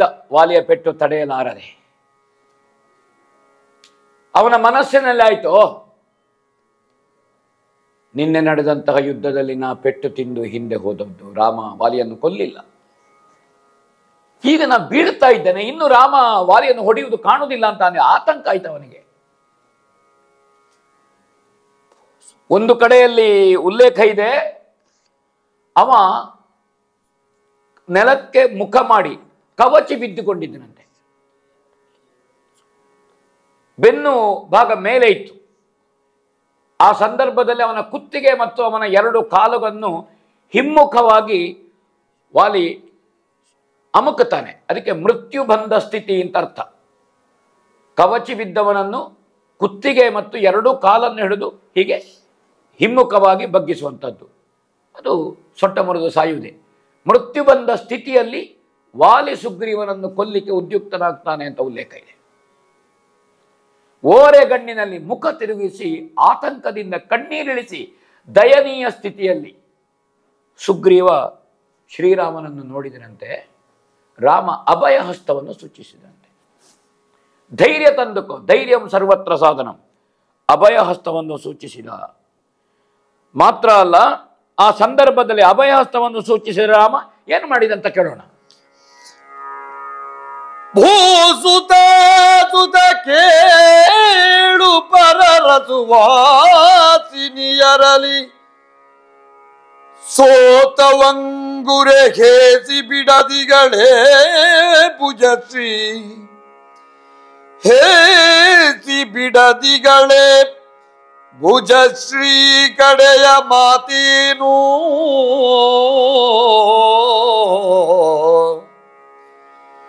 ಈಶ ಶಂಭುಗಿರೀಶ ನಮಲ ಮಗೇಶ ಮೃತ್ಯುಂಜಯ ಪುರಾರಿ ಸದಾ ಜೀವ ಶ್ರೀಕಂಠ ಶರಣು ಶರಣೆನು ತೊಲಗಿದನು ನೆಲಕ್ಕೆ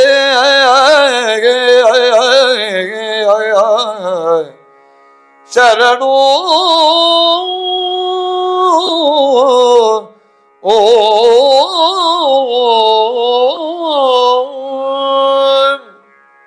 ಅಪೂರ್ವವಾದಂತಹ ದಿವ್ಯ ಬಾಣ ರಾಮ ಡೊಣೆಯಿಂದ ತೆಗಿತಾನೆ. ಗುರುಗಳಾದಂತಹ ವಿಶ್ವಾಮಿತ್ರರು 50 ಸಜೀವ ಶರಗಳನ್ನು ಕೊಟ್ಟಿದ್ದರು ರಾಮನಿಗೆ. ಆಚಮನ ಮಾಡಿ ಅಭಿಮಂತ್ರಿಸಿ ಪ್ರಯೋಗ ಮಾಡಿದರೆ ರಾಮನ ನಿರ್ದೇಶನವನ್ನು ಅನುಷ್ಠಾನಗೊಳಿಸುವಂತಹ ಬಾಣಗಳದು ಯುಗ್ಮ ಬಾಣಗಳು, ಜೀವಶರಗಳು. ಸಿಂಜಿನಿಗೆ ಜೋಡಿಸಿ ಧನುಷ್ ಸ್ಟೇಂಕಾರ ಮಾಡಿ ಕೆರಳಿದ ವಾಲಿ, ಭೀಕರ ವಾಲಿ, ದುಷ್ಟ ವಾಲಿ ಧನುಷ್ಟೇಂಕಾರ ಅಲ್ಲ, ಏನು ಮಾಡಿದ್ರೂ ಅವನ ಗಮನಕ್ಕೆ ಬರಲಿಲ್ಲ. ಅಂತಹ ಕೆಟ್ಟ ತಮ್ಮನ ಹೆಂಡತಿಯನ್ನು ಭೋಗಿಸುತ್ತಿರುವಂತಹ ಕೆಟ್ಟ ಮನಸ್ಸಿನ ವಾಲಿ ಶರಣು ಹೊಕ್ಕಿದ್ದಾನೆ ಸುಗ್ರೀವ. ಅವನ ಹೆಂಡತಿಯನ್ನು ಬಿಡಿಸಿಕೊಡಬೇಕು.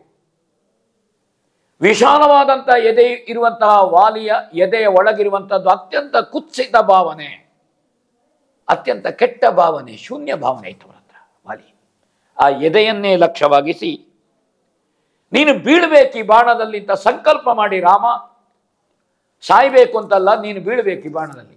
ಈ ಸಂಕಲ್ಪದಿಂದ ರಾಮ ಬಾಣ ಪ್ರಯೋಗ ಮಾಡಿದಂತೆ ವಾಲಿಯ ಹೃದಯವನ್ನು, ಎದೆಯನ್ನು ಗುರಿಯಿಟ್ಟು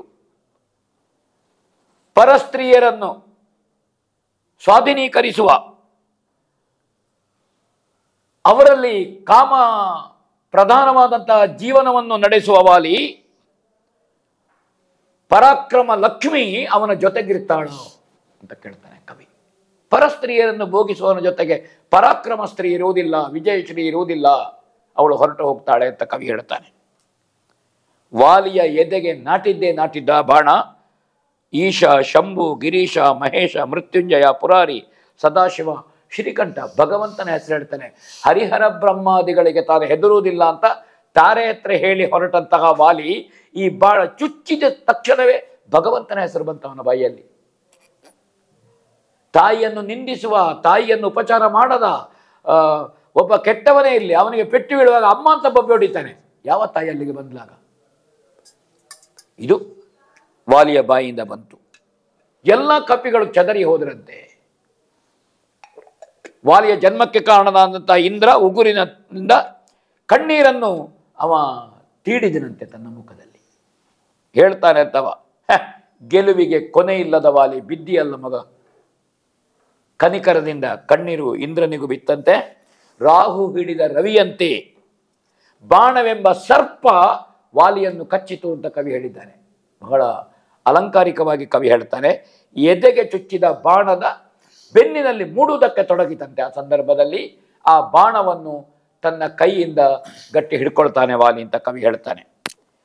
ಒಮ್ಮೆಲೆ ಭೂಮಿಯ ಮೇಲೆ ಬೀಳ್ತಾನೆ ವಾಲಿ ರಾಮಬಾಣದಿಂದ. ಎಲ್ಲಿಂದ ಏನು ಅಂತ ಗೊತ್ತಾಗ್ಲಿಲ್ಲ.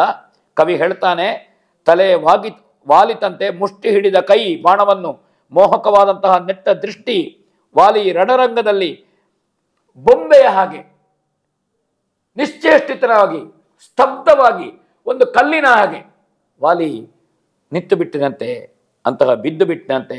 ಆ ವಾಲಿ ಮರದ ಮರೆಯಲ್ಲಿ ನಿಂತಹ ರಾಮಲಕ್ಷ್ಮಣರು ನೇರ ವಾಲಿಯ ಕಡೆಗೆ ಬರ್ತಾ ಇರ್ತಾರೆ. ತಾರೆ ಹೇಳಿದ್ದಾಳೆ ಸುಗ್ರೀವನಿಗೆ ರಾಮನ ಬೆಂಬಲ ಇದೆ, ಲಕ್ಷ್ಮಣ ಇದ್ದಾನೆ ಅಂತ. ಅಷ್ಟೊತ್ತೆ ಅವನಿಗೆ ಗೊತ್ತಾಯಿತು ದಶರಥನ ಮಗ ರಾಮನೇ ಬಂದಿದ್ದಾನೆ. ಇಲ್ಲಿ ತನ್ನ ಮೂದಲಿಕೆಯ ಮಾತುಗಳು, ಆಕ್ಷೇಪದ ಮಾತುಗಳನ್ನು ಹೇಳ್ತಾನೆ. ಯಾವ ರೀತಿ ಮೂದಲಿಸ್ತಾನೆ ವಾಲಿ ಅಂತ ಕೇಳೋಣ. ನೀನೇ ದಶರಥನೆಂಬ ನೃಪತಿಯ ಸೂನು, ದಶರಥನೆಂಬ ನೃಪತಿಯ ಸೂನು, ಸಾಮ್ರಾಜ್ಯಕ್ಕೆ ಸಲ್ಲದೆ ಕಾನನವ ಹೊಕ್ಕ ಬಲೆಯನು ಹೋಗಾಡಿದತಿ ಬಲನು.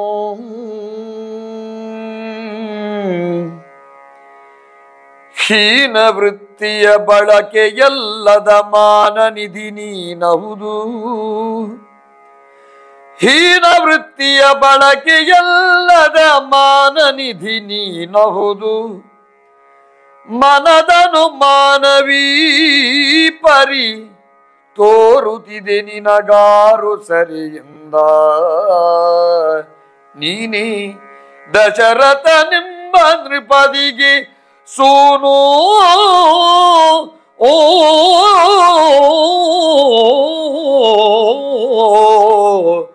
ಅಯ್ಯ,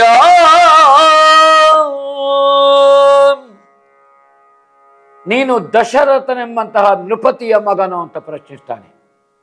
ಗದ್ಯೋತ ವಂಶಜ, ಸೂರ್ಯವಂಶ. ಜಗತ್ತಿನಲ್ಲಿ ಅತ್ಯಂತ ಶ್ರೇಷ್ಠವಾದಂತಹ ಮನೆತನ ಸೂರ್ಯವಂಶ. ಎಂತೆಂತಹ ಮಹಾಭಾಗರು ಆ ವಂಶದಲ್ಲಿ ಆಗಿ ಹೋಗಿದ್ದಾರೆ.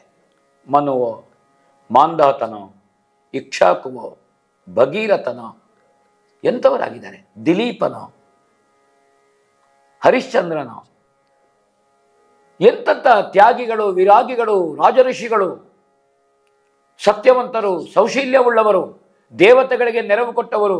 ಸೂರ್ಯವಂಶದ ಒಬ್ಬೊಬ್ಬರು ಸ್ಮೃತಿಗಾರನ ಅಂತ ಒಬ್ಬ ಮನು ಸಾಕು ನಮಗೆ ಹೇಳಲಿಕ್ಕೆ. ಇಂತಹದ್ದು ದಶರಥನು ಹಾಗೆ 60,000 ವರ್ಷದ ಬದುಕು. ತನ್ನ ರಥದಲ್ಲಿ ದೇವತೆಗಳಿಗೆ ನೆರವು ಕೊಟ್ಟಂತಹ ದಶರಥ ಸೂರ್ಯವಂಶೀಯ. ಅವನ ಮಗನೋ ನೀನು ಅಂತ ಪ್ರಶ್ನೆ ಮಾಡ್ತಾನೆ ರಾಮನನ್ನು ನೋಡಿ. ಸಾಮ್ರಾಜ್ಯದಿಂದ ವಂಚಿತರಾಗಿ ಅರಣ್ಯಕ್ಕೆ ಬಂದವ ನೀನು. ಚಿಕ್ಕಮ್ಮನಾದಂತಹ ಕೈಕೇಯಿ ದಶರಥನ 3ನೇ ಮಹಾರಾಣಿ. ತನ್ನ ಮಗನಿಗಾಗಿ ಅವಳ ಮಗನಿಗೆ ಭರತನಿಗೆ ಪಟ್ಟ ಬೇಕು, ರಾಮನಿಗೆ ವನವಾಸ ಬೇಕು ಅಂತ ಕೇಳಿದ್ದು. ಹಾಗೆ ಹೊರಟು ಬಂದವ ನೀನಲ್ವೋ? ಅದು ಮಾತ್ರ ಅಲ್ಲ, ಅರಣ್ಯವನ್ನು ಪ್ರವೇಶಿಸಿದಿ, ಧರ್ಮಪತ್ನಿ ಹೆಂಡತಿಯನ್ನು ಕಳ್ಕೊಂಡು ನೀನು ಇಂತಹ ವಿಕ್ರಮಿಯಾದರೂ ನಿನಗೆ ಹೆಂಡತಿಯನ್ನು ಕಳ್ಕೊಳ್ಳದೆ ಇರ್ಲಿಕ್ಕೆ ಆಯ್ತಾ ಹೇಳು? ನೀನು ಕಳ್ಕೊಂಡಿ ಅಲ್ಲ, ಮಹಾಬಲಶಾಲಿಯಾಗಿ ಹೆಂಡತಿಯನ್ನು ಕಳ್ಕೊಂಡಿ ಅಲ್ಲ ನೀನು. ನೀಚ ನಡವಳಿಕೆ ಇಲ್ಲದಂತಹ ಘನತೆ ಉಳ್ಳವ ನೀನು. ಏನು ರಾಮನ ನಡವಳಿಕೆ? ವಾಲ್ಮೀಕಿಗಳು ಹೇಳ್ತಾರೆ, ಸೌಶೀಲ್ಯ, ಸನ್ನಡತೆ, ಸತ್ಯಸಂಧತೆ, 16 ಗುಣಗಳನ್ನು ಹೇಳ್ತಾರೆ ವಾಲ್ಮೀಕಿಗಳು. ಕೋಸ್ಪಿನ್ ಲೋಕೆ ಸಾಂಪ್ರತ ಲೋಕೆ ಗುಣವಾನ್ ವೀರ್ಯವಾನ್. ಇದನ್ನು ಪ್ರಶ್ನಿಸುವಂತಹದ್ದು ನಾರದರಲ್ಲಿ. ಅಂತಹ ಗುಣವಂತನಿದ್ದಾನೆ ರಾಮ. ಇಂತಹ ಘನತೆ ಉಳ್ಳವ ನೀನು. ನನಗೆ ಅನುಮಾನ ಬರ್ತಾ ಉಂಟು ರಾಮಚಂದ್ರಮ, ನೀನು ಅಂತಹ ಘನತೆ ಉಳ್ಳವನೋ? ಅಂತರಿಂದ್ರಿಯ, ಬಹಿರಿಂದ್ರಿಯ, ಕರ್ಮೇಂದ್ರಿಯ, ಜ್ಞಾನೇಂದ್ರಿಯ, ಇಂದ್ರಿಯಗಳಿಗೆ ತಾನು ವಶನಾಗದೇ ಇದ್ದು ಇಂದ್ರಿಯಗಳನ್ನು ತಾನು ಸ್ವಾಧೀನೀಕರಿಸಿಕೊಂಡು ವಸಿಷ್ಠ ಪ್ರಜ್ಞೆಯಲ್ಲಿರುವಂತಹ ರಾಮ. ವಸಿಷ್ಠ ಅಂದ್ರೆ ಇಂದ್ರಿಯವನ್ನು ಆಳುವಂತ ಅರ್ಥ, ಇಂದ್ರಿಯವನ್ನು ಮೀರಿದಂತ ಅರ್ಥ. ವಸಿಷ್ಠ ಶಿಷ್ಯ ರಾಮ. ಇಂತಹ ಶ್ರೇಷ್ಠವಂತ ನೀನು. ಸೂರ್ಯವಂಶದಲ್ಲಿ ನಿಷ್ಕಳಂಕ ಸತ್ಯವಂತ ಚರಿತ ನೀನು. ಕಳಂಕವೇ ಇಲ್ಲಲ್ಲ, ನಿಮ್ಮ ಮನೆತನದಲ್ಲಿಯೂ ಇಲ್ಲ, ನಿನ್ನಲ್ಲಿಯೂ ಇಲ್ಲಲ್ಲ ರಾಮ. ದೇವಮಾನವರು ಯುದ್ಧಕ್ಕೆ ನಿಂತರೆ ನಿನಗೆ ಸಮಾನರಾದ ಯುದ್ಧದ ಮಾಡುವ ವಿಕ್ರಮಿಗಳೆಲ್ಲ ಅಂತ ನಾನು ತಿಳ್ಕೊಂಡಿದ್ದೇನೆ. ಜನಸ್ಥಾನದ ಒಂದು ಉದಾಹರಣೆ ಸಾಕು.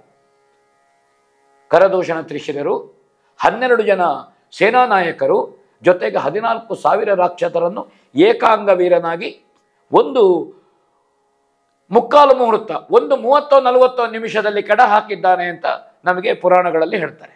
ಹಾಗಾದ್ರೆ ರಾಮನ ವಿಕ್ರಮ ಏನು? ಅಸಾಮಾನ್ಯ ವಿಕ್ರಮ. ಯುದ್ಧದಲ್ಲಿ ಅದಮ್ಯ ಉತ್ಸಾಹ, ಯುದ್ಧದಲ್ಲಿ ಅಜೇಯತ್ವ ರಾಮನದ್ದು. ರಾಮನಿಗೆ ಸೋಲಿಲ್ಲ. ಇಂಥವರು ನೀನು. ಇಂತಹ ನೀನು ನಿನ್ನ ಬಗೆಗೆ ಅಭಿಮಾನದ ಮಾತುಗಳನ್ನು ಹೇಳಿದ್ದೇನೆ ರಾಮ. ನಾನು ಹೇಳಿದ ಮಾತು ಸುಳ್ಳಾದರೆ ನೋಡು, ಯಾರನ್ನು ಮುಂದೆ ನಿಲ್ಲಿಸಿ ನನ್ನನ್ನು ಕೊಲ್ಲಿಸುವ ಯತ್ನ ಮಾಡ್ತಿ, ಆ ಸುಗ್ರೀವನಾಣೆ, ನನ್ನ ತಮ್ಮನಾಣೆ.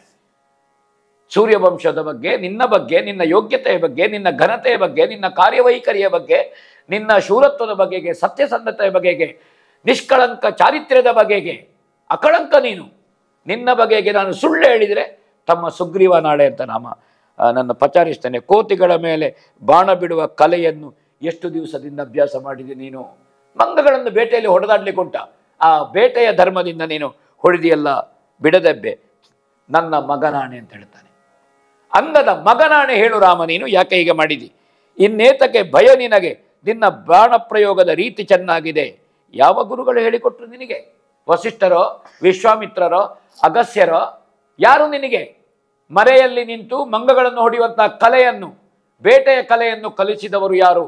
ನೋವಿನಿಂದ, ಆತಂಕದಿಂದ ಪ್ರಶ್ನಿಸ್ತಾನೆ. ಮುಂದೆ ಕೇಳೋಣ. ಧರೆಯೊಳಗೆ ಮೃಗ ಮಾಂಸ ಭೋಜನ ಕರಸುಗಳು ಮನ ಮಾಡುವರು. ದುಶ್ಚರಿತವಲ್ಲದು ಶಾಸ್ತ್ರದಲ್ಲಿ ನಿಜ ರಾಜಮಾರ್ಗದಲ್ಲಿ. ದುಶ್ಚರಿತವಲ್ಲದು ಶಾಸ್ತ್ರದಲ್ಲಿ ನಿಜ ರಾಜಮಾರ್ಗದಲ್ಲಿ. ಪರಿಕಿಸಲು ಕೋಡಗದ ಮಾಂಸವು ನರಪತಿಗಳಿಗೆ ಯೋಗ್ಯವೇ? ಪರಿಕಿಸಲು ಕೋಡಗದ ಮಾಂಸವು ನರಪತಿಗಳಿಗೆ ಯೋಗ್ಯವೇ? ಹೇಳು ಹೇಳರಸ ಹಿರಿದಗ ಹೇಸಿಗೆಯ ಕೈಗೊಂಡೆ ನೀನೆಂದ ರಾಮ. ರಾಮ ಹೇಳು ಹೇಳದಾಗ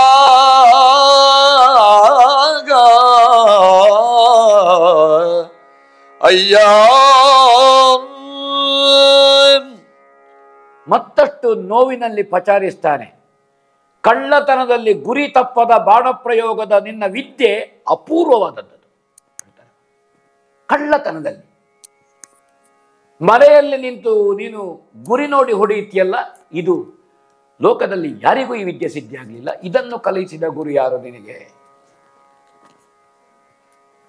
ನೋವಿನಲ್ಲಿ ಬರುವ ಆಕ್ಷೇಪಗಳು ವಾಲಿಯಿಂದ. ಮೌನವಾಗಿ ರಾಮನಿರ್ತಾನೆ. ಭೂಮಿಯ ಮೇಲೆ ಮೃಗಮಾಂಸವನ್ನು ರಾಜರಾದವರು ತಿನ್ನ ಬಯಸುವುದು ತಪ್ಪಲ್ಲ. ನೀನಂತೂ ಅರಮನೆಯಿಂದ ಬಂದು ಬಹಳ ವರ್ಷ ಆಯಿತು ಇಲ್ಲಿಗೆ.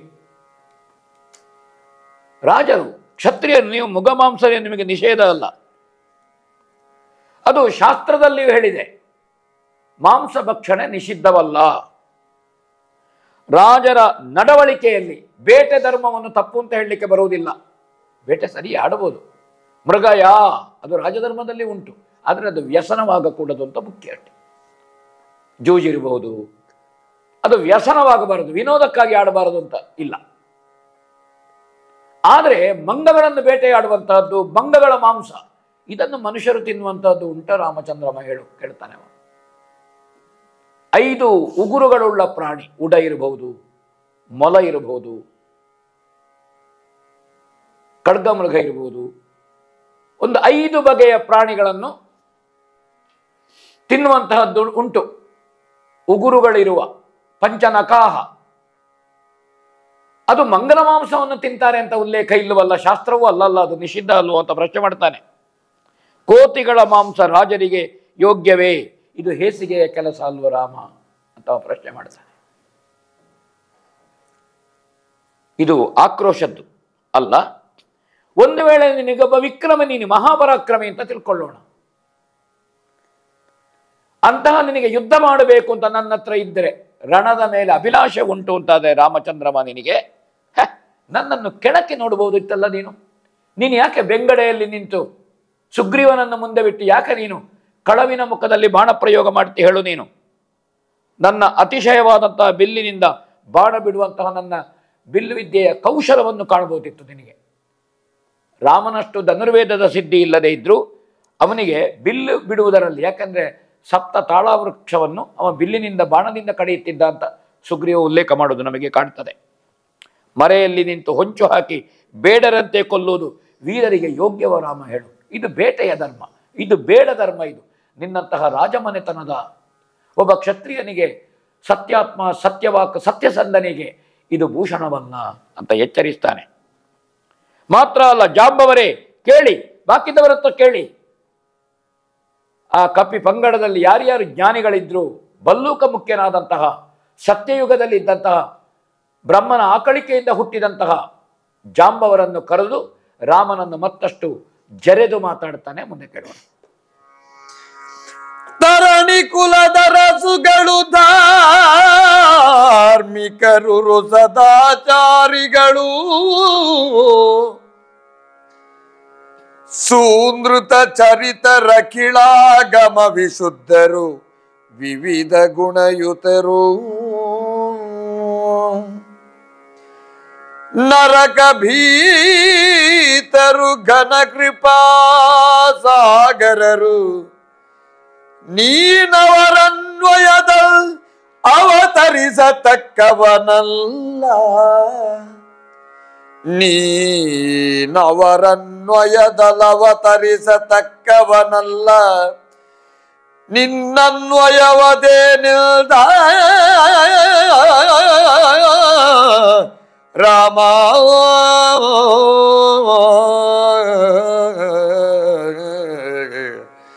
ಹೇಳು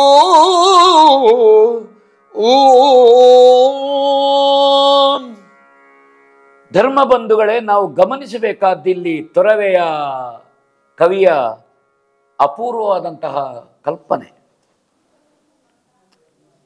ದುರಾಚಾರಿಯಾಗಲಿ, ಸ್ತ್ರೀಲಂಪಟನಿರಲಿ, ಚಾಪಲ್ಯವೇ ಚಿತ್ತದಲ್ಲಿರುವಂತಹ ಕಪಿಗಳನ್ನು ಏಕಸೂತ್ರದಲ್ಲಿ ಆಳುತ್ತಿರುವಂತಹ ಒಬ್ಬ ವಾಲಿಯ ಇರುವಂತಹ ಪ್ರಶ್ನೆಗಳು, ಆ ಪ್ರಶ್ನೆಗಳಲ್ಲಿರುವಂತಹ ಸುಸಂಬದ್ಧವಾದಂತಹ ಒಂದು ಅನುಕ್ರಮ ಕಾಣ್ತದೆ.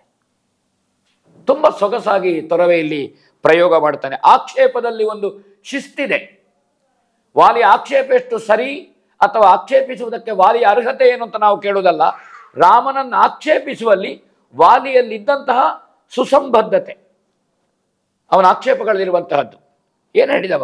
ರವಿಕುಲದ ರಾಜರು ಧಾರ್ಮಿಕರು. ವಾಲಿ ಗೊತ್ತುಂಟು, ತಾನು ಧರ್ಮದಲ್ಲಿಯೋ ಸತ್ಯದಲ್ಲಿಯೋ ನ್ಯಾಯದಲ್ಲಿಯೋ ನಿಷ್ಠನಲ್ಲದೇ ಇದ್ರೂ ನ್ಯಾಯ, ನೀತಿ, ಸತ್ಯಸಂಧತೆ ಏನು ಅಂತ ಅವನಿಗೆ ಗೊತ್ತಿತ್ತು. ರವಿ ಸೂರ್ಯವಂಶದ ರಾಜರು ಪರಮ ಧಾರ್ಮಿಕರು, ಅವರು ಅನ್ಯಾಯ ಮಾಡುವವರಲ್ಲ. ಎಚ್ಚರದಲ್ಲಿ ಬಿಡಿ, ಸ್ವಪ್ನದಲ್ಲಿಯೂ ಮತ್ತೊಬ್ಬರಿಗೆ ಕೆಟ್ಟದ್ದು ಎಣಿಸುವವರಲ್ಲ, ನಿದ್ರೆಯಲ್ಲಿಯೂ ಅಲ್ಲ, ಸ್ವಪ್ನೇಪಿ, ಮರೆಯಲ್ಲಿಯೂ ಅಲ್ಲ, ಪ್ರತ್ಯಕ್ಷದಲ್ಲಿಯೂ ಅಲ್ಲ, ಪರೋಕ್ಷದಲ್ಲಿಯೂ ಅಲ್ಲ, ಪರಮ ಧಾರ್ಮಿಕರು ರವಿಕುಲದ ಅರಸರು. ಸದಾಚಾರಿಗಳು. ಆಚಾರ ಅದು ಪ್ರವಚನಕ್ಕೋ ಅಧ್ಯಾಪನಕ್ಕೋ ಇರುವಂತಹದ್ದಲ್ಲ. ರವಿಕುಲದ ಅರಸುಗಳಲ್ಲಿ ಆಚಾರ ಅನುಷ್ಠಾನಕ್ಕಿರುವಂತಹದ್ದು. ಧರ್ಮ, ನೀತಿ, ಶಾಸ್ತ್ರ, ಧಾರ್ಮಿಕ ಪ್ರವಚನ, ಧಾರ್ಮಿಕ ಉಪನ್ಯಾಸ ಅಲ್ಲ, ಧರ್ಮ ಅನುಷ್ಠಾನಕ್ಕೆ, ಅದು ಧಾರಣೆಗಿರುವಂತಹದ್ದು. ಧರ್ಮ ಬಂದದಲ್ಲಿಂದದೆ. ಯಾವುದು ಧಾರಣೆಗೆ ಯೋಗ್ಯವೋ, ಯಾವುದು ಅನುಷ್ಠಾನಕ್ಕೆ ಯೋಗ್ಯವೋ, ಅದು ತನಗೂ ಮತ್ತು ಪರರಿಗೆ ಯಾವುದು ಆ ಅನುಷ್ಠಾನದಿಂದ ತೊಂದರೆ ಮಾಡುವುದಿಲ್ವೋ ಅದು ಧರ್ಮ. ತಾನೊಂದು ಧರ್ಮವನ್ನು ಅನುಷ್ಠಾನ ಮಾಡ್ತೇನೆ, ಅದು ಮತ್ತೊಬ್ಬನಿಗೆ ತೊಂದರೆ ಆಗುವುದಿದ್ದರೆ ಧರ್ಮ ಅಲ್ಲ. ಯಾರಿಗೂ ತೊಂದರೆಯನ್ನು ಕೊಡದ, ನಮ್ಮ ಆತ್ಮ ಪ್ರಜ್ಞೆಯನ್ನು ಪ್ರಕರ್ಷಗೊಳಿಸುವ, ಅದು ಧರ್ಮ. ಅಂತಹ ಧಾರ್ಮಿಕರಿದ್ದಾರೆ, ಸದಾಚಾರಿಗಳು, ಸತ್ಯವಂತರಿದ್ದಾರೆ. ಸುಳ್ಳಿನ ಪರಿಚಯವೇ ಇಲ್ಲ, ಸುಳ್ಳವರಿಗೆ ಅಗತ್ಯವೇ ಇಲ್ಲ. ವಿಷಯ ಲಂಪಟರಿಗೆ, ದುರಾಚಾರಿಗಳಿಗೆ, ದುಷ್ಟರಿಗೆ ಸುಳ್ಳು ಬೇಕು. ಮರೆಮಾಚುವುದಕ್ಕೆ, ತಪ್ಪಿಸಿಕೊಳ್ಳುವುದಕ್ಕೆ, ಅಡಗುವುದಕ್ಕೆ. ಅವರಲ್ಲಿ ಅಂತಹ ದುಷ್ಟತನ ಇಲ್ಲಲ್ಲ. ಸತ್ಯ ಸತ್ಯ ಅತ್ಯಂತ ಎತ್ತರದಲ್ಲಿರುವಂತಹದ್ದು. ನಾವು ಊರ್ಧ್ವಲೋಕವನ್ನು ಹೇಳಿದರೆ ಅತ್ಯಂತ ಎತ್ತರದಲ್ಲಿ ಯಾವುದಿದೆ? ಭೂಲೋಕ, ಭೂರ್ಲೋಕ, ಸ್ವರ್ಲೋಕ, ಮಹಾಲೋಕ, ಜನಲೋಕ, ತಪೋಲೋಕ, ಸತ್ಯಲೋಕ. ಸತ್ಯ ಅತ್ಯಂತ ಎತ್ತರದಲ್ಲಿದೆ. ಅಂತಹ ಔನ್ನತ್ಯವನ್ನು ಸಾಧಿಸಿದವರು ಸೂರ್ಯವಂಶದವರು, ಬೇರೆ ಏನವಲ್ಲ. ಸಕಲ ಶಾಸ್ತ್ರ ಶುದ್ಧರು. ಶಾಸ್ತ್ರೀಯವಾದಂತಹ ಬದುಕು, ಶಾಸ್ತ್ರೀಯವಾದಂತಹ ವ್ಯವಹಾರ, ಅಶಾಸ್ತ್ರೀಯವಾದದ್ದು, ಅಸಂಗತವಾದದ್ದು, ಅಸಂಸ್ಕೃತವಾದದ್ದು, ಇದನ್ನು ಯಾವುದನ್ನು ರವಿಕುಲದವರು ಮಾಡುವವರಲ್ಲ. ಅವರು ಶಾಸ್ತ್ರವನ್ನು ಅನುಸರಿಸಿಕೊಂಡು ಸಾಗುವವರು, ಶಾಸ್ತ್ರಬದ್ಧತೆಯನ್ನಿಟ್ಟುಕೊಂಡವರು. ತಮ್ಮ ಆಚಾರದಲ್ಲಿ, ತಮ್ಮ ಕರ್ತೃತ್ವದಲ್ಲಿ, ಮನಸ್ಸಿನಲ್ಲಿ ಆಗಲಿ ಮೈಯಿಂದಲಾಗಲಿ ಎಲ್ಲಿಯೂ ಅವರು ಕೆಟ್ಟದ್ದು ಮಾಡುವವರಲ್ಲ. ಮನಸ್ಸೇಕಂ, ವಚಸ್ಸೇಕಂ, ಕರ್ಮಣ್ಯೇಕಂ. ಮಹಾತ್ಮ ಮನಸ್ಸಿನಲ್ಲಿ ಯಾವುದೋ ಅದುವೇ ಮಾತಿನಲ್ಲಿ, ಮಾತಿನಲ್ಲಿ ಯಾವುದೋ ಅದುವೇ ಕೃತಿಯಲ್ಲಿ. ಇನ್ನೊಂದಿದೆ, ಮನಸ್ಸೇಕಂ, ವಚಸ್ಸೇಕಂ, ಕರ್ಮಣ್ಯೇಕಂ. ಅವನು ಹಾಗೆ. ಆಗ ಮನಸ್ಸಿನಲ್ಲಿ ಒಂದು, ಮಾತಿನಲ್ಲಿ ಬೇರೆಯೇ ಒಂದು, ಮಾಡುವ ಕೆಲಸದಲ್ಲಿ ಮತ್ತೆ ಮತ್ತೆ ಬೇರೆ ಏನೋ ಒಂದು. ಅವರು ದುರಾತ್ಮರು, ಕೆಟ್ಟವರು. ಅವರು ಮಹಾತ್ಮರಲ್ಲ. ಇವರು ಮಹಾತ್ಮರು, ಗುಣವಂತರು, ಸದ್ಗುಣಿಗಳು, ಗುಣವಂತರು, ಒಳ್ಳೆಯವರು, ಸಜ್ಜನರು ಅಂತ ನಾವೇನು ಹೇಳ್ತೇವೆ. ನರಕಕ್ಕೆ ಅಂಜುವವರು, ನರಕಕ್ಕೆ ಅವರು ತಪ್ಪಿಯೂ ಜಾರಿ ಹೋಗುವವರಲ್ಲ, ನರಕಕ್ಕೆ ಹೋಗುವಂತಹದ್ದನ್ನು ಮಾಡುವವರಲ್ಲ. ದಯಾಸಾಗರರು, ಪರೋಪಕಾರ, ಪರಪೀಡನೆ ಅಲ್ಲ, ಮತ್ತೊಬ್ಬರಿಗೆ ಉಪಕಾರ ಮಾಡದೇ ಇದ್ರೂ ಉಪದ್ರ ಕೊಡುವವರಲ್ಲ. ದಯೆ, ದಾಕ್ಷಿಣ್ಯ, ಧರ್ಮಪ್ರಜ್ಞೆ, ಸದಾಚಾರ ಸಂಪನ್ನತೆ, ಶೀಲ, ಇದೆಲ್ಲ ಅವರಲ್ಲಿ ಇತ್ತು ಅಂತ ಹೇಳ್ತಾನೆ. ಅವರ ವಂಶದಲ್ಲಿ ನೀನು ಹುಟ್ಟತಕ್ಕವನಲ್ಲ. ನಿನ್ನ ವಂಶ ಯಾವುದು ರಾಮ? ನಿನ್ನ ವಂಶ ಏನು? ಅವರ ವಂಶದಲ್ಲಿ ನೀನು ಹುಟ್ಟುವ ಬೇಕಾದವನಲ್ಲ. ನಿನ್ನ ವಂಶ ಏನು? ಬೇಡ, ನಮ್ಮ ಮೇಲೆ ದ್ವೇಷ ಯಾಕೆ ಅಂತ ಹೇಳು ನೀನು, ಕೇಳ್ತಾನೆ. ಯಾವ ವಂಶವದನೇ ಇರಲಿ ನೀನು, ಅಲ್ಲ ಸೂರ್ಯವಂಶದವನೇ ಆಗಿರಲಿ, ನಮ್ಮ ಮೇಲೆ ಹಗೆತನವನ್ನು ಎಣಿಸುವಡೆ ನನಗೆ ಯಾಕೆ ಹಗೆತನ? ಅಲ್ವೋ, ಯಾಕೆ ಅವಕಾಶ ಇಲ್ಲ? ಯಾಕೆ ನಾವು ರಘುವಂಶದ ರಾಜರಲ್ಲಿ ಯಾವಾಗಲೂ ಅನ್ಯಾಯ ಮಾಡಲಿಲ್ಲ. ತಪ್ಪಿಯೂ ರಘುವಂಶದ ರಾಜರನ್ನು ನಾವು ಕೊಂದ ಕಥೆ ಇಲ್ಲ. ಸೂರ್ಯವಂಶಕ್ಕೆ, ಅಯೋಧ್ಯೆಯ ಅರಮನೆಗೆ ನಾನು ಕೆಟ್ಟದ್ದು ಮಾಡಲಿಲ್ಲ. ಅಥವರ ಮನೆಯ ಹೆಣ್ಮಕ್ಕಳ ಬಗೆಗೆ, ರಾಜಮಾತೆಯರ ಬಗೆಗೆ, ರಾಣಿಯರ ಬಗೆಗೆ ನಾನು ಕೆಟ್ಟದ್ದು ಎಣಿಸಲಿಲ್ಲ, ಸ್ವಪ್ನದಲ್ಲಿಯೂ ಎಣಿಸಲಿಲ್ಲ. ಹೆಣ್ಣು, ಹೊನ್ನು, ಮಣ್ಣು, ಮೂರು ವಿಷಯದಲ್ಲಿ ಜಗಳ. ನಾನು ಸೂರ್ಯವಂಶದ ಹೆಣ್ಣುಮಕ್ಕಳಿಗೂ ಅನ್ಯಾಯ ಮಾಡಲಿಲ್ಲ, ಅಲ್ಲಿಯ ಸಂಪತ್ತನ್ನು ಬಯಸಲಿಲ್ಲ, ಅಥವಾ ನಾನು ರಾಜ್ಯ ವಿಸ್ತಾರಕ್ಕಾಗಿ ನಿಮ್ಮ ರಾಜ್ಯವನ್ನು ಬಯಸಿ ಬರಲಿಲ್ಲ. ತುಂಬ ವಿಸ್ತಾರವಾಗಿ ಹೇಳ್ತಾನೆವ. ಮತ್ತು ಹೇಳ್ತಾನೆ, ನಿನ್ನ ನೋಡುವಾಗ ನನಗೆ ಆಶ್ಚರ್ಯ ಕಾಡ್ತದೆ ಪುಣ್ಯಾತ್ಮ ಅಂತವ ಮತ್ತು ಆಕ್ಷೇಪ ಮಾಡ್ತಾನೆ. ಮಾತ್ರ ಅಲ್ಲ, ಈ ಲೋಕಕ್ಕೆ ಇದು ಗೊತ್ತುಂಟು. ಸಿಂಹ, ಹುಲಿ, ಆನೆ, ಕುದುರೆಗಳೆಂಬ ಇರಲು ಆಡನ್ನು ಬಲಿ ಕೊಡ್ತಾರಂತೆ. ಅಶ್ವಂ ನೈವ, ಗಜಂ ನೈವ, ವ್ಯಾಘ್ರಂ ನೈವಚ ದೈವಚ. ನೀತಿ ಅದನ್ನು ಹೇಳ್ತಾರೆ. ಬಲಿ ಕೊಡುವಾಗ ಯಾವುದನ್ನು? ಅಶ್ವಂ ನೈವ, ಕುದುರೆ ಬೇಡ. ಹುಲಿ, ವ್ಯಾಘ್ರಂ ನೈವ, ಹಿಡಿದು ತರುವುದು ಯಾರು? ಗಜಂ ನೈವ, ಆನೆಯ ದಂತಕ್ಕೆ ಮೌಲ್ಯ ಇದೆ, ಅದನ್ನು ಬಲಿ ಕೊಡುವುದು. ಹಾಗಾದರೆ ಯಾವುದನ್ನು ಬಲಿ ಕೊಡ್ತಾರೆ? ಅಜಂ ದದ್ಯಾತ್, ಆಡನ್ನು ಬಲಿ ಕೊಡ್ತಾರೆ. ದುರ್ಬಲವಾದಂತಹ ಪ್ರಾಣಿಯನ್ನು, ದುರ್ಬಲವನ್ನೇ ಅದನ್ನು ದೇವರು ಬಯಸ್ತಾನೆ ಅಂತ ಸುಭಾಷಿತ ಹೇಳ್ತದೆ. ಅದನ್ನು ಗಾತೆ ಮಾಡ್ತಾರೆ. ಹಾಗೆ ಆಡನ್ನು ಬಲಿ ಕೊಟ್ಟಂತೆ ನಿನ್ನ ಪ್ರಾಬಲ್ಯವನ್ನು ನನ್ನನ್ನು ದುರ್ಬಲ ಅಂತ ಗ್ರಹಿಸಿ ನನ್ನ ಮೇಲೆ ಪ್ರಯೋಗ ಮಾಡಿದಿ ಅಂತ ಹೇಳ್ತಾನೆ. ರಾಮನ ವ್ಯಕ್ತಿತ್ವವನ್ನು ಆಕ್ಷೇಪ ಮಾಡ್ತಾನೆ. ನೆತ್ತಿಯಲಿ ಜಡೆ ಹರ ತ್ರಿಯಂಬಕ ಸುತ್ತಿದುದು ವಲ್ಕಲವು ಶಿವ ಶಿವ ಮೆತ್ತಿಕೊಂಡಿದೆ ಬಸಿತ ಮೃತ್ಯುಂಜಯ ಮಹಾದೇವ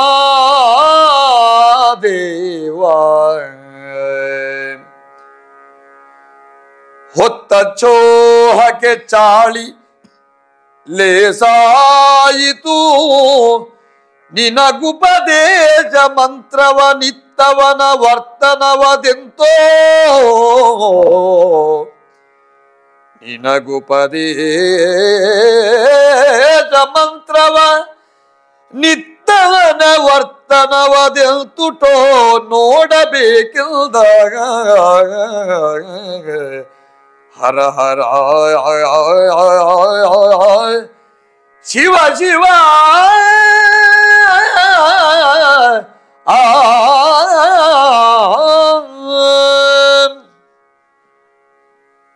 ರಾಮನನ್ನು ಆಕ್ಷೇಪಿಸುವುದೇ ವಾಲಿಯ ಉದ್ದೇಶ ಅಲ್ಲ, ತಾನು ಮಾಡಿದಂಥ ತಪ್ಪಿನ ಅರಿವು ಅದರಲ್ಲಿ ಕಾಣ್ತದೆ. ರವಿಚಂದ್ರ ಕನ್ನಡಿಗಟ್ಟೆಯವರು ಪ್ರಯೋಗಿಸಿದ ರಾಗದಲ್ಲಿ ಆ ಭಾವವನ್ನು ನಾನು ನೋಡಿದೆ. ಅವರ ವಾಚನದಲ್ಲಿ ನೋವಿದೆ. ನನ್ನಿಂದ ತಪ್ಪು ನಡೆದು ಹೋಗಿದೆ, ಆ ತಪ್ಪಿಗೆ ನನಗೆ ಶಿಕ್ಷೆ ಆಯಿತು, ಆದರೆ ಶಿಕ್ಷಿಸಿದ ಕ್ರಮ ಅದನ್ನು ಆಕ್ಷೇಪಿಸುವಂಥದ್ದು. ಇದರಲ್ಲಿ ಅವನ ನೋವು ಕಾಣುತ್ತದೆ, ಆತಂಕ ಕಾಣುತ್ತದೆ, ಅಪರಾಧಿ ಪ್ರಜ್ಞೆ ಕಾಣುತ್ತದೆ. ಹಾಗೆ ಮರೆಯಲ್ಲಿ ನಿಂತು ಯಾವುದೇ ಮುನ್ಸೂಚನೆ ಇಲ್ಲದೆ ಎಚ್ಚರಿಕೆ ಕೊಡದೆ ಒಬ್ಬ ಸೂರ್ಯವಂಶೀಯ ಇಂತಹ ವ್ಯಕ್ತಿತ್ವವುಳ್ಳವ ಗುರು ಪರಂಪರೆಯಿಂದ ಅನುಗ್ರಹಿತನಾದಂತಹ ರಾಮ ಮಾಡಬಹುದಾ? ಅಲ್ಲಿ ಆಕ್ಷೇಪ ಅದಿರುವಂತಹದ್ದು ನಮಗೆ ಇಲ್ಲಿ ಸ್ಪಷ್ಟವಾಗಿ ಕಾಣುತ್ತದೆ. ತಲೆಯಲ್ಲಿ ಜಟೆ ಇದೆ, ಜಟಾವಲ್ಕಲ, ಗೈರಿಕ ವಸನ, ನಾರುಡೆಯನ್ನುಟ್ಟಿದ್ದಿ ನೀನು, ಮುಕ್ಕಣ್ಣನ ಹಾಗಿದ್ದಿ ನೀನು ಕಾಣುವಾಗ. ಶಂಕರೋ ಪ್ರತಿಶಂಕರ ಭಸ್ಮ ಧೂಳಿತ ಲೇಪೋ ಶಂಕರೋ ಪ್ರತಿಶಂಕರ ಅಂತ ಒಂದು ಮಾತಿದೆ. ಹುಟ್ಟಿರುವುದು ನಾರುಡೆ, ಮೈಗೆ ವಿಭೂತಿ ಬಳ್ಕೊಂಡಿದ್ದಿ ನೀನು, ಪ್ರತಿಶಂಕರನಂತೆ ಕಾಣುತ್ತಾ ಇದ್ದಿ, ಮೃತ್ಯುಂಜಯನಾಗಿದ್ದಿ. ಈ ವೇಷಕ್ಕೂ ನೀನು ಈಗ ಮಾಡಿದ ಕೃತ್ಯಕ್ಕೂ ಒಂದಕ್ಕೊಂದು ಹೊಂದಾಣಿಕೆ ಬರೋದಿಲ್ಲ ಅಂತಾನೆ. ಈ ವೇಷದಲ್ಲಿ ಇಂತಹ ಆವೇಶವೋ, ಇದನ್ನು ಮಾಡುವುದು ನೀನು. ವೇಷಕ್ಕೆ ಸರಿಯಾದ, ಭೂಷಣಕ್ಕೆ ಸರಿಯಾದ, ಆಭೂಷಣಕ್ಕೆ ಸರಿಯಾದಂತಹ ಕರ್ತೃತ್ವ ನಿನ್ನದ್ದಲ್ಲ, ನಡತೆ ನಿನ್ನದ್ದಲ್ಲ, ಹುಚ್ಚು ಹಾಕಿದಿ ನೀನು. ದುರ್ಬಲ ಪ್ರಾಣಿಯನ್ನು ಪ್ರಬಲ ಪ್ರಾಣಿ ಆಹಾರಕ್ಕಾಗಿ ಬೇಟೆಯಾಡುವಂತೆ ನೀನು ಹೊಂಚು ಹಾಕಿದವನು. ನಿನಗೆ ಮಂತ್ರೋಪದೇಶ ಮಾಡಿದವನ ನಡವಳಿಕೆ ಹೇಗಿದೆ? ಎಂಥವ ಮಂತ್ರೋಪದೇಶ ಮಾಡಿರಬೇಕು ನಿನಗೆ? ಇದರ ಹಿಂದೆ ವಸಿಷ್ಠ ವಿಶ್ವಾಮಿತ್ರರ ಕುರಿತಾದಂತಹ ಗೌರವವಿದೆ, ಆಕ್ಷೇಪವೂ ನಮಗೆ ಕಾಣ್ತಾರೆ. ಎಂತಹ ಗುರುಗಳ ಪರಂಪರೆ ನಿನಗಿದೆ ನೋಡು. ಮಕ್ಕಳು, ಬ್ರಾಹ್ಮಣರು, ಪ್ರಾಣಿಗಳು, ಪಶುಗಳು, ಇಂಥದ್ದು ಹಿಂಸೆ ಮಾಡುವವರಿಗೆ ಈ ಭೂಮಿಯಲ್ಲಿ ಯಾವ ಅನ್ಯಾಯವೂ ನನ್ನಿಂದ ಆಗಲಿಲ್ಲ. ಮಕ್ಕಳಿಗೆ ಅನ್ಯಾಯ ಮಾಡಲಿಲ್ಲ, ಬ್ರಾಹ್ಮಣರಿಗೆ ಅನ್ಯಾಯ ಮಾಡಲಿಲ್ಲ ನಾನು, ದುರ್ಬಲ ಪ್ರಾಣಿಗಳಿಗೆ ಅನ್ಯಾಯ ಮಾಡಲಿಲ್ಲ ನಾನು, ಯಾರಿಗೂ ಅನ್ಯಾಯ ಮಾಡಲಿಲ್ಲ. ಯಾಕೆ? ನನಗೆ ಮರಣವನ್ನು ವಿಧಿಸುವಂತಹ ತಪ್ಪು ನಾನು ಯಾವುದನ್ನು ಮಾಡಿದ್ದೇನೆ ರಾಮ? ಅವನಿಗೆ ಅರ್ಥ ಆಯಿತು, ನಾನು ಬದುಕುವುದಿಲ್ಲ ಅಂತ ಗೊತ್ತಾಗಿದೆ. ಬಾಣವ ಚುಚ್ಚಿ ನಿಂತು ವೇದನೆ ಇದೆ. ನನಗೆ ಮರಣದಂಡನೆ ಕೊಡುವ ತಪ್ಪು ಯಾವುದು ಮಾಡಿದ್ದೇನೆ ರಾಮ? ತಪ್ಪು ಮಾಡಲಿಲ್ಲ ಅಂತ ಹೇಳಲಿಲ್ಲ ನೋಡಿ ಅವ. ತಪ್ಪು ಯಾವುದು ಮಾಡಿದ್ದೇನೆ ರಾಮ ಹೇಳು, ಅದನ್ನು ಕೇಳ್ತಾನೆವ. ಮಾತ್ರ ಅಲ್ಲ, ತಪ್ಪು ದಾರಿಯಲ್ಲಿ ನಡೆದಿದ್ದರೆ ಬಾಯಿ ಮುಚ್ಚಿಕೊಂಡು ಮೂಕರಾಗುತ್ತಿದ್ದೇವೆ ನಾವು. ಮಾತಾಡ್ತಿರ್ಲಿಲ್ಲ, ನಾನು ತಪ್ಪು ಮಾಡಿದೆ ಅಂತ ಆದರೆ ಅದನ್ನು ನೀನು ಹೇಳಬಹುದು, ನಾನು ಮೂಕನಾಗುತ್ತಿದ್ದೆ ಅಂತ ಹೇಳಿದನಂತೆ. ಈ ಸುಗ್ರೀವನು ನಿನಗೆ ಸಹಾಯಿಯೇ? ಕೇಳೋಣ. ಇವನು ನಿನಗೆ ಸಹಾಯಿಯೇ, ನೀನಿವನ ಬಲದಲ್ಲಿ ನಿಲ್ನ ವೈರಿಯ ತಪಿಸುವ ತಪ್ಪಲ್ಲ ಕೂಡಿತು ದೈವ ಇಬ್ಬರನು.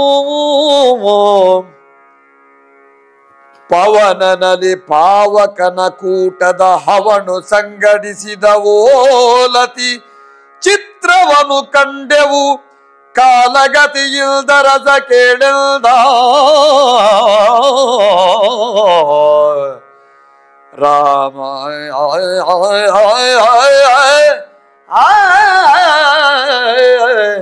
ಕೇಳಿಂದ. ರಾಮನ ವ್ಯಕ್ತಿತ್ವ, ರಾಮನ ಅಂಗೋಪಾಂಗ, ಸಮನ್ವಯತೆ, ಒಟ್ಟು ಆ ರೂಪ ಏನು ಚುಂಬಕವಾದದ್ದು, ಆಕರ್ಷಣೀಯವಾದದ್ದು ಆ ವ್ಯಕ್ತಿತ್ವ ರಾಮನದ್ದು. ಹೇಳ್ತಾನೆವ, ನಿನ್ನ ನಾಮದ ಹೆಸರು ರಮಣೀಯಕವು. ಹೆಸರು ಹೇಳಿದ್ರೆ ಸಾಕು ರಾಮ ಅಂತ. ಏನು ಅದರಲ್ಲಿ ರಮಂತೆ ಯೋಗಿನೋ ಅಸ್ಮಿನ್. ಆ ಹೆಸರಿನಲ್ಲಿ ಎಂತಹ ಮಾಧುರ್ಯ ಇದೆ, ಎಂತಹ ಆಪ್ಯಾಯಮಾನವಾದಂತಹ ಹೆಸರದು ರಾಮ. ಎಷ್ಟು ಸರಳವಾದದ್ದು, ಆದರೆ ಮನಸ್ಸು ಅತ್ಯಂತ ಕರ್ಕಶವಾಗಿದೆ. ಹೆಸರಿಗೆ ತಕ್ಕಂತೆ ನಿನ್ನ ಮನಸ್ಸಿಲ್ಲ, ನಿನ್ನ ವರ್ತನೆ ಇಲ್ಲ, ನಿನ್ನ ಕರ್ತೃತ್ವ ಇಲ್ಲ ರಾಮ. ಯಾಕೆ ಹೀಗೆ ಮಾಡಿದೀಯ ಅವ ಕೇಳ್ತಾನೆ. ಆದರೆ ಮನಸ್ಸು ಕಠಿಣವಾಗಿದೆ. ನಾನು ತಪ್ಪು ಮಾಡಿದ್ದೇನೆ ಅಂತಾದ್ರೆ ಹೇಳು ನೀನು, ನಾನು ಒಪ್ಪಿಕೊಳ್ತೇನೆ. ಅಪರಾಧವನ್ನು ಒಪ್ಪಿಕೊಳ್ಳುವುದಿಲ್ಲ ಎಂಬ ಮನೋಧರ್ಮವೇ ನನಗಿಲ್ಲ. ಆದರೆ ಮಾಡಿದ ಅಪರಾಧ ಯಾವುದು ಅಂತ ಹೇಳು. ಅಲ್ಲ, ನಿನ್ನ ಹೆಂಡತಿ ಸೀತೆಯನ್ನು ರಾವಣ ಕದ್ದುಕೊಂಡು ಹೋಗಿದ್ದಾನೆ, ಅವಳ ಅನ್ವೇಷಣೆ ಆಗಬೇಕು, ರಾವಣನ ಬಂಧನದಿಂದ ಬಿಡುಗಡೆ ಆಗಬೇಕು. ಅದಕ್ಕೆ ನೀನು ಸುಗ್ರೀವನ ಸಹಾಯವನ್ನು ಅಪೇಕ್ಷಿಸಿ ನೀನು ನನ್ನನ್ನು ಹೊಡೆಯುವುದಕ್ಕೆ ಪ್ರಯತ್ನ ಪಟ್ಟಿಯ, ನಿಗ್ರಹಿಸ್ತೀಯೋ. ಸುಗ್ರೀವ ನಿನಗೆ ಸಹಾಯಕ, ನಾವು ದುರ್ಬಲ. ಯಾರಾದರೂ ದುರ್ಬಲನನ್ನು ಸಹಾಯಕ್ಕಾಗಿ ಅಪ್ಪಿಕೊಳ್ತಾರೋ, ಹತ್ತುಕೊಳ್ತಾರೋ ಇಲ್ಲವಲ್ಲ. ಇವನ ಸಾಮರ್ಥ್ಯದ ನೆರವಿನಿಂದ ನನ್ನ ಶತ್ರುವನ್ನು ನಾಶಪಡಿಸ್ತೀಯ. ರಾವಣನನ್ನು ಯಾರಿಂದ ನಾಶಪಡಿಸುವುದು? ಸುಗ್ರೀವನಿಂದಲೋ ನೀನು. ವಿಧಿಯು ನಿಮ್ಮಬ್ಬರನ್ನು ಒಟ್ಟು ಮಾಡಿತು. ಕಾಲಗತಿಯ ಗಾಳಿಯ ಜೊತೆಗೆ ಬೆಂಕಿ ಸೇರಿದಾಗ ಘಟನೆಯ ಆಶ್ಚರ್ಯವನ್ನು ಕಂಡೆವು. ಬೆಂಕಿ ಮತ್ತು ಗಾಳಿ ಜೊತೆಯಾದರೆ ದಾವಾಗ್ನಿ ಆಗ್ತದೆ, ಎಲ್ಲವನ್ನೂ ಸುಡುತ್ತದೆ. ಅತ್ಯಂತ ದುರ್ಬಲನಿದ್ದಾನೆ ಸುಗ್ರೀವ. ರಾವಣನ ಚತುರ್ದಶ ಭುವನದಲ್ಲನಿದ್ದಾನೆ ಮಾಡ್ತಾನೆ. ಗರ್ವಿಷ್ಠನಾದ 10 ತಲೆಯ ರಾವಣನೊಳಗೆ ಯುದ್ಧ ಮಾಡುವಂತಹ ಇವನು ನಿನಗೆ ಬೆಂಬಲ ಕಾದನೋ ಹೇಳು. ರಾವಣನೊಟ್ಟಿಗೆ ಯುದ್ಧ ಮಾಡಲಿಕ್ಕೆ, ಸೀತೆಯ ಬಂಧನ ವಿಮೋಚನೆ ಮಾಡಲಿಕ್ಕೆ ಈ ದುರ್ಬಲನಾದಂತಹ ಸುಗ್ರೀವನಿಂದ ಸಾಧ್ಯ ಇಲ್ಲ. ಪ್ರಳಯ ಕಾಲದ ಸಾಗರವನ್ನು ದಾಟಲು ನೀನು ಹರಿಗೋಲನ್ನು, ಸಣ್ಣ ಒಂದು ಚಿಕ್ಕ ದೋಣಿಯನ್ನು, ಪ್ರಳಯ ಕಾಲದ ಸಾಗರ ರಾವಣ, ಅವನನ್ನು ದಾಟಲಿಕ್ಕೆ, ಅಪೂರ್ವ ದಾನವ ಶಕ್ತಿಯನ್ನು ನೀನು ಸಂವರಿಸಲಿಕ್ಕೆ ಒಂದು ಸಣ್ಣ ದೋಣಿಯನ್ನು, ಹರಿಗೋಲನ್ನು ಆಶ್ರಯಿಸಿದೆಯಲ್ಲ ನೀನು. ಇವ ಸಹಾಯ ನಿನಗೆ, ಇವ ದುರ್ಬಲ ಇದ್ದಾರೆ. ರಾವಣ ಸರ್ವ ಸಾಮರ್ಥ್ಯವನ್ನು ಇದ್ದಾನೆ ಅಂತ ಹೇಳ್ತಾನೆ. ಅವನ ತಲೆಯನ್ನು ಕಡಿದು ನಿನ್ನ ಹೆಂಡತಿಯನ್ನು ಪಡೆಯುವುದು ಭಗೀರಥ ಯತ್ನವಾದೀತು. ನೋಡಿ, ಭಗೀರಥನನ್ನು ಉಲ್ಲೇಖ ಮಾಡ್ತಾನೆ. ಗಂಗೆಯನ್ನು ತ್ರಿಪತಗೆಯನ್ನಾಗಿಸಿದ ತಪಸ್ಸಿನ ಮೂಲಕವಾಗಿ ಇದು ಮಹಾ ತಪಸ್ಸಾದೀತು ರಾಮ ನಿನಗೆ. ರಾವಣನನ್ನು ಕೊಂದು ಸೀತೆಯನ್ನು ಪಡೀತೇನೆ ಹೇಳುವಂತಹದ್ದು ಅಲ್ಲ, ಅಂತಹದ್ದು ಬೇಡ ನೀನು. ಒಂದು ವೇಳೆ ಅದಲ್ಲದೆ ಇದ್ರೆ ಮತ್ತೆ ಹೇಗೆ ಮಾಡಬಹುದು ಅದನ್ನು ಕೇಳೋಣ. ಕಳನಿವನು ಹಾಗೆ ಎಂದು ಸೂಚಿಸಲೆಳೆದು ತರಿಸೆನೆ ತನ್ನ ಬಾಲವ, ಕಳುಗಿ ಗಾಳದ ಬಲೆಗೆ ಸಿಲುಕಿದ ಮೀನಿನಂದದಲ್ಲಿ ಬಲು ಭಟರ ಜೀವಾಳಗಳನ ಕಲಿತ ಮೂರ್ಖದರೇನ ಬಲ್ಲರು, ಕಲಿತ ಮೂರ್ಖರದೇನ ಬಲ್ಲರು, ಹಲುಬಿ ಮಾಡುವುದೇನದೇ ಪ್ರಾರಬ್ಧ ಎಮಗಿಲ್ದ ರಾಮ.